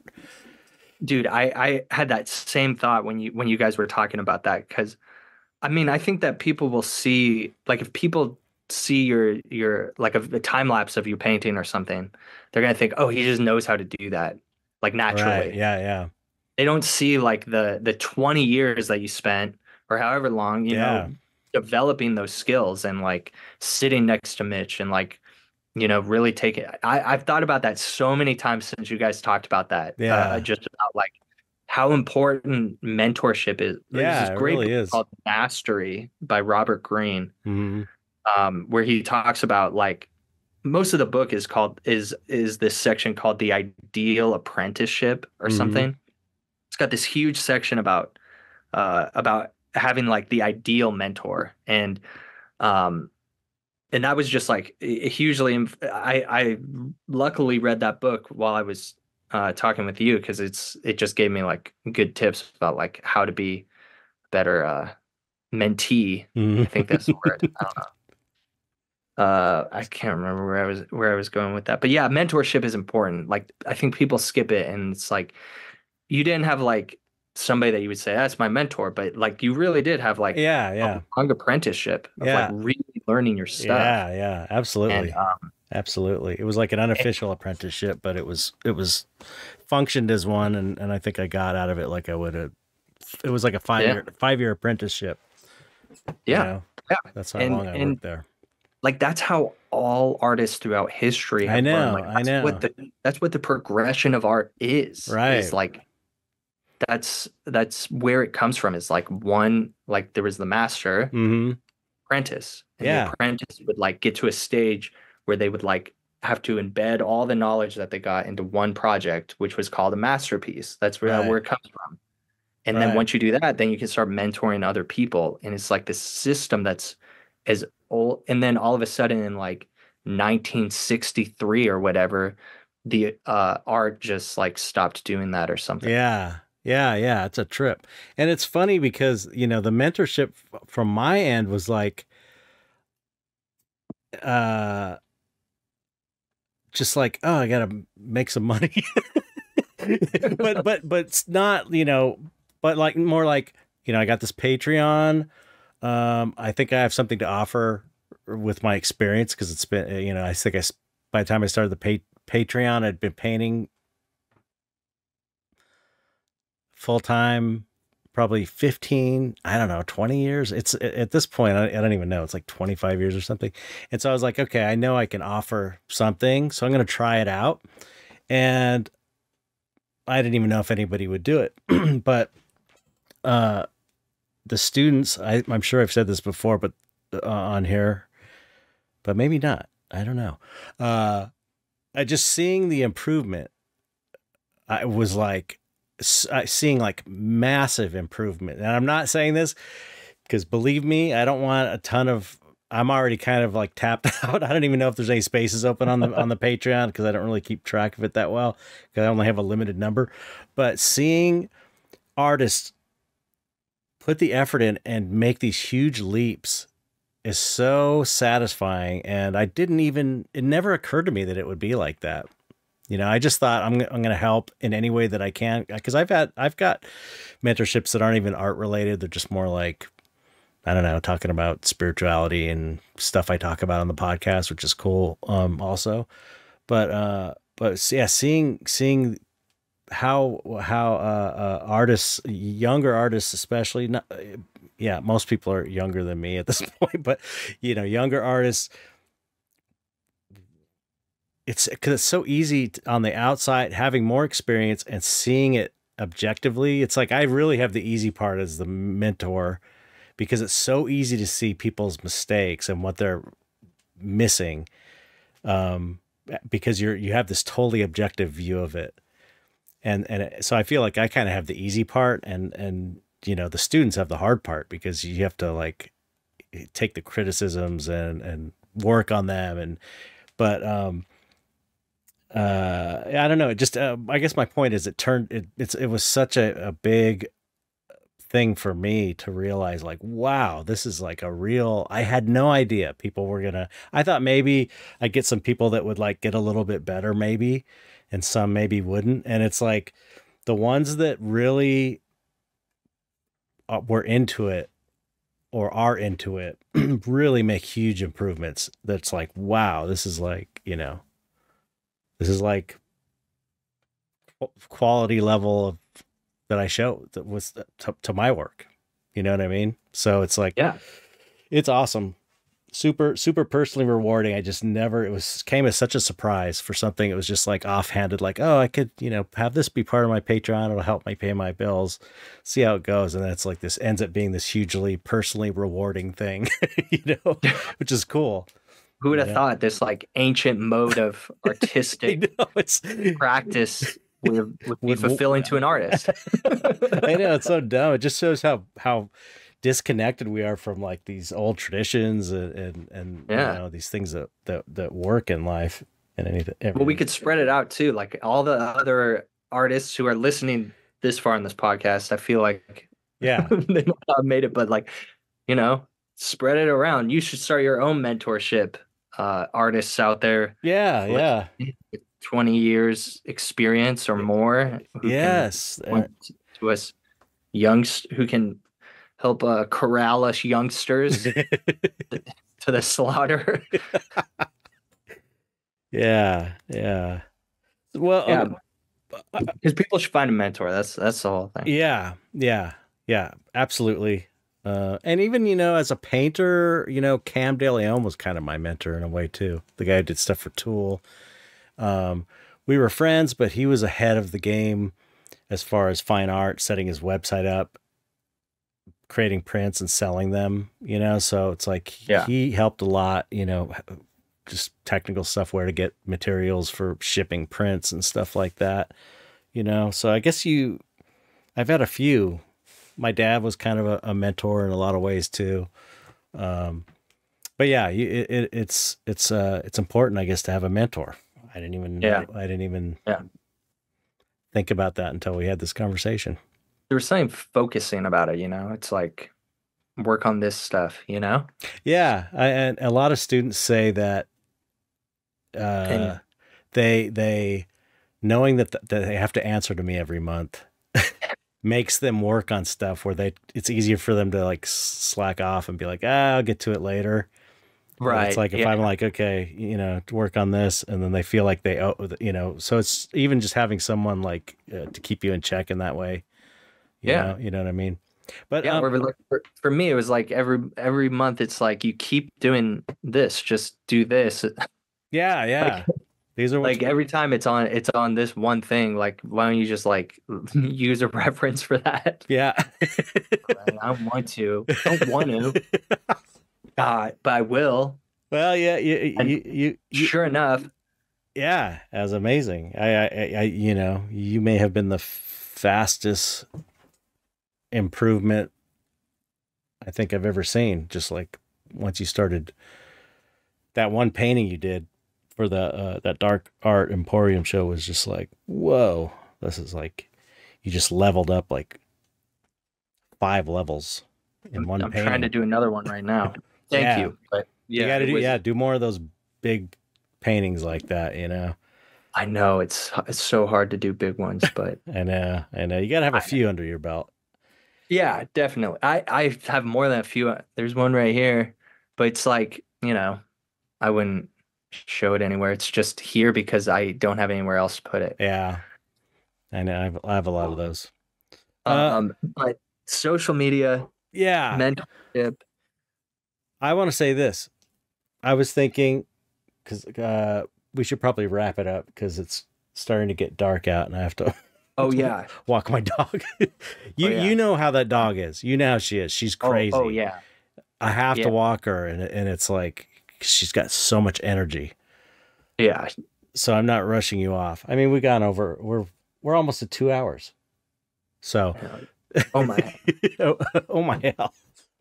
Um, but you know, all this social media talk is, I think this could be a kind of a rallying cry for all of us in the Dark Art Society, and all of us, anyone listening that's an artist or a creative person, or anyone who's on has to do promotion or whatever. But I would say at least the artists, we should make a point to all accept this reality we're in and learn how to make good videos for social media, because not only are you, if you're doing it right, you're promoting yourself, but you're also doing something good for the world, and you're doing at least a little something to counteract the evil of social media. So I think, I mean, imagine if all of the dark artists started doing what you're doing with your videos, and like actually putting focus and creativity into interesting videos that are enriching people's lives, inspiring them to be artists. I mean, it's never been more important than it is now to inspire people to create, to be creative, to make stuff that's good. You know what I mean? Don't you agree? Yeah, totally. And like I should say that like video making is a skill, but it's like it's never been easier to learn. And Yeah. like you have all the tools to do it pretty much. I mean, you might not have Adobe But Premiere or whatever, but you can find editing you can, software. yeah, and I mean you can do stuff on your iPhone with iMovie that's Mhm. pretty decent, and it's not about the bells and whistles. Like the Yeah. videos that you did that got like, I was looking at one that got, I don't know, 750,000 or a million views or something. Yeah. Those were just simple. It had text. I don't remember if it Yeah. had talking over it, but even that is not a big deal to do. The Yeah. edit is just edits that you could have done in iMovie, and it was like the content was good. Mhm. It's like if the content is good, you know, it doesn't matter if it's like masterfully set up and it's Yeah. perfect. It just has to be interesting, Just has to be interesting. And you like know. if you're making this art, you probably have something interesting to say about it. That's And you should and that's one thing is just, like don't just film something just to throw it up on Instagram. Like I'm thinking about making these videos about making right, videos like tutorials about making videos for artists. And it's like a storyteller, like a filmmaker, right. like you have something interesting to say, film it like you care about it. That's step one. It's really not that much different than filming it like you don't care about it. It's just going from like this to like this, like tilting off to the side and so that you can't even see it to like actually on the thing. So film the thing and then like say something about it, just some random thought, because you really don't know like what people are going to connect to. It's crazy what Yeah, people right. But like. the only, yeah, you know, and I would say, you know, you can, there are people doing good work like Andrew Kadima, Your Yes. videos are good. I think anyone who doesn't really know how to do it, look at your videos, look at Andrew Kadima's videos, Him Diaz home. Kim Diaz home, and it's not about copying them as much as finding your own niche, and then also, but also being inspired by what they're doing and seeing what's my version of this? Because I think if all of us as artists in the community took the time to do this, it's only going to make the whole movement bigger, and it's going to benefit humanity. I mean, I know Yeah. that sounds lofty, but but it's true. It's better than letting these assholes take over social media and ruin At it. the very least, we'll all be like a bunch of lotus flowers on the top of the sewage pile that is social media, and we'll bump into each other, and we'll like, I don't know, have Well, we'll have cheeseburgers in paradise. well, it's you got to imagine the young people out there that have like that want to be an artist and they're just seeing crap, Yes. and it's so depressing. And you're like if you make these great videos that are interesting and inspiring, you're gonna be like a lifeline to someone out there, and that's gonna help Yeah. them become, part of the movement, part of someone that wants to make good stuff and put that in on social media, become an artist, whatever. So yeah, I guess it's just inspiring other people. So I think if we can all sort of like get over the pain of doing it and be like, because I'm the same way. It's like I don't want to do any of this shit, but the way I think of it is like I'm gonna I want to try and think of a video like I think of a painting. It's a Exactly. creative piece, and what would I think would be a cool video to make? And like and I'm sure you do this too, but Andrew Kadima, he makes paintings because he's like, oh, I have a cool idea for a video. I'm going to use red and blue or green and red paint only. And then he's like producing these paintings. So he is painting, but he's producing the paintings to make the videos, which are the things that go viral. So it's like you can I think if you do it right, you can play this game where you're painting stuff that you like, but you're also making these cool videos that people will like, and you're helping save humanity. Yeah. Yeah. We'll save humanity. And yeah, that's how I got into doing part of doing the videos for me was like I love making music. And it was like a full Right. circle type thing. Is like it gave me a good excuse to like make my own music Mm-hmm. so I could put it in a video. Right. And um and then people like the music, they like the art. And yeah, it's really just like thinking about it like a different form of digital And art. yeah, it's a different art form. Yeah. Yeah. Right.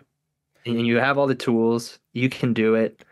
Um, if you're shy and you don't want to talk, there's some other thing that you can do. I mean, it's just There's a million ways of doing yeah, it. it's video and it's sound, and you just create an experience for people to see Yeah. that encapsulates your life, um, and your art.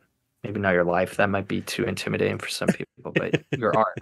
You're making this art because you like it, and just talk about how much you like it.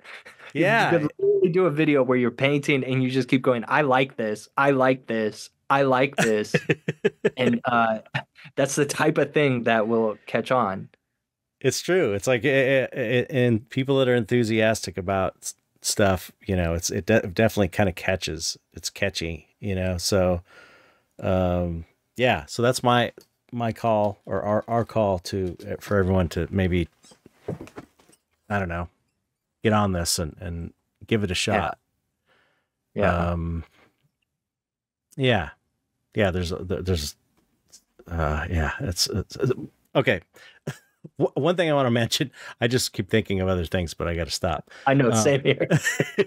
I want to tell people before we go, for sure, people got to check out your Patreon, because you have a really great Patreon. Your Patreon, again, you've been your promo video. It's hilarious. Yeah, at least watch the promo video. I think it's one of the best videos I've ever made. It is great. So I laughed out loud a few times. It's hilarious. But you know, I think the way you're building a community on your Patreon is great, and it's really fun. And I don't know. I like the approach you're taking to it. I think that it's a good example for other people who want to do Patreons. So Yeah. and what I always tell people that want to start Patreons, follow a few artists that you like or artists that are doing well on it. You don't want to follow, you might want to support artists you like that aren't doing great numbers on Patreon just to support, but you should follow some that are doing really a good job at it so you can see how to, you know, get some ideas on how to do it. Yeah. Yeah, definitely. That's what I did before I set mine up. Followed a couple same here. who are doing well on it, see what they do. And then I just try and top them. No, I'm just kidding. I don't think about it like that at all. I'm just there's nothing I just wrong. think, how can I expand my territory? Yeah. This? There's healthy competition. I think there's healthy competition. It's not a bad thing. But yeah, that's Scum Choir on Patreon. Scum Choir on everything. Yeah. So if you search Scum Choir, join the choir. SCUMCHOIR, it comes up. That's you've got the SEO down. I mean, you've got it down to where I've searched Scum Choir and your website comes up and your socials and stuff. So yes. Well, winning. What? I'm winning. You're winning at life, I guess. Doesn't feel right. Tell that to the judge. Yeah, you got to go back tomorrow. Yeah. To jury duty. Oh, you poor guy, man. Yeah, it's the easiest thing in the world. It's just always bad timing for everything. Yeah, I know. Nobody wants to do it. Never a good time. Well, thank you for coming on. It was great talking. It was great to be on here. Seriously, an honor. Like, this podcast has been a mainstay of my life for, what did we decide, 7 years? Something like that, 6 or 7 years. And it's the first podcast I've ever done. So yeah, perfect. I'm winning. Again, you're winning.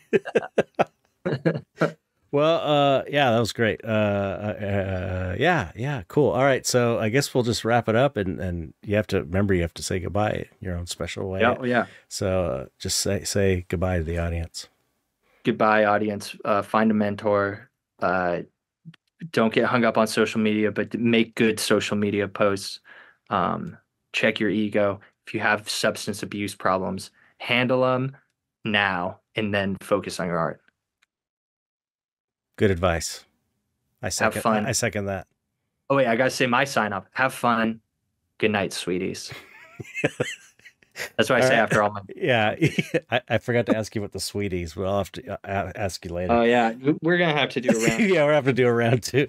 So many. You got to walk the dog. I can already see his Yeah, dog. I know. Okay, we're going to, we'll do a part 2. All right. All right. Goodbye, everybody. Thanks for listening. Bye.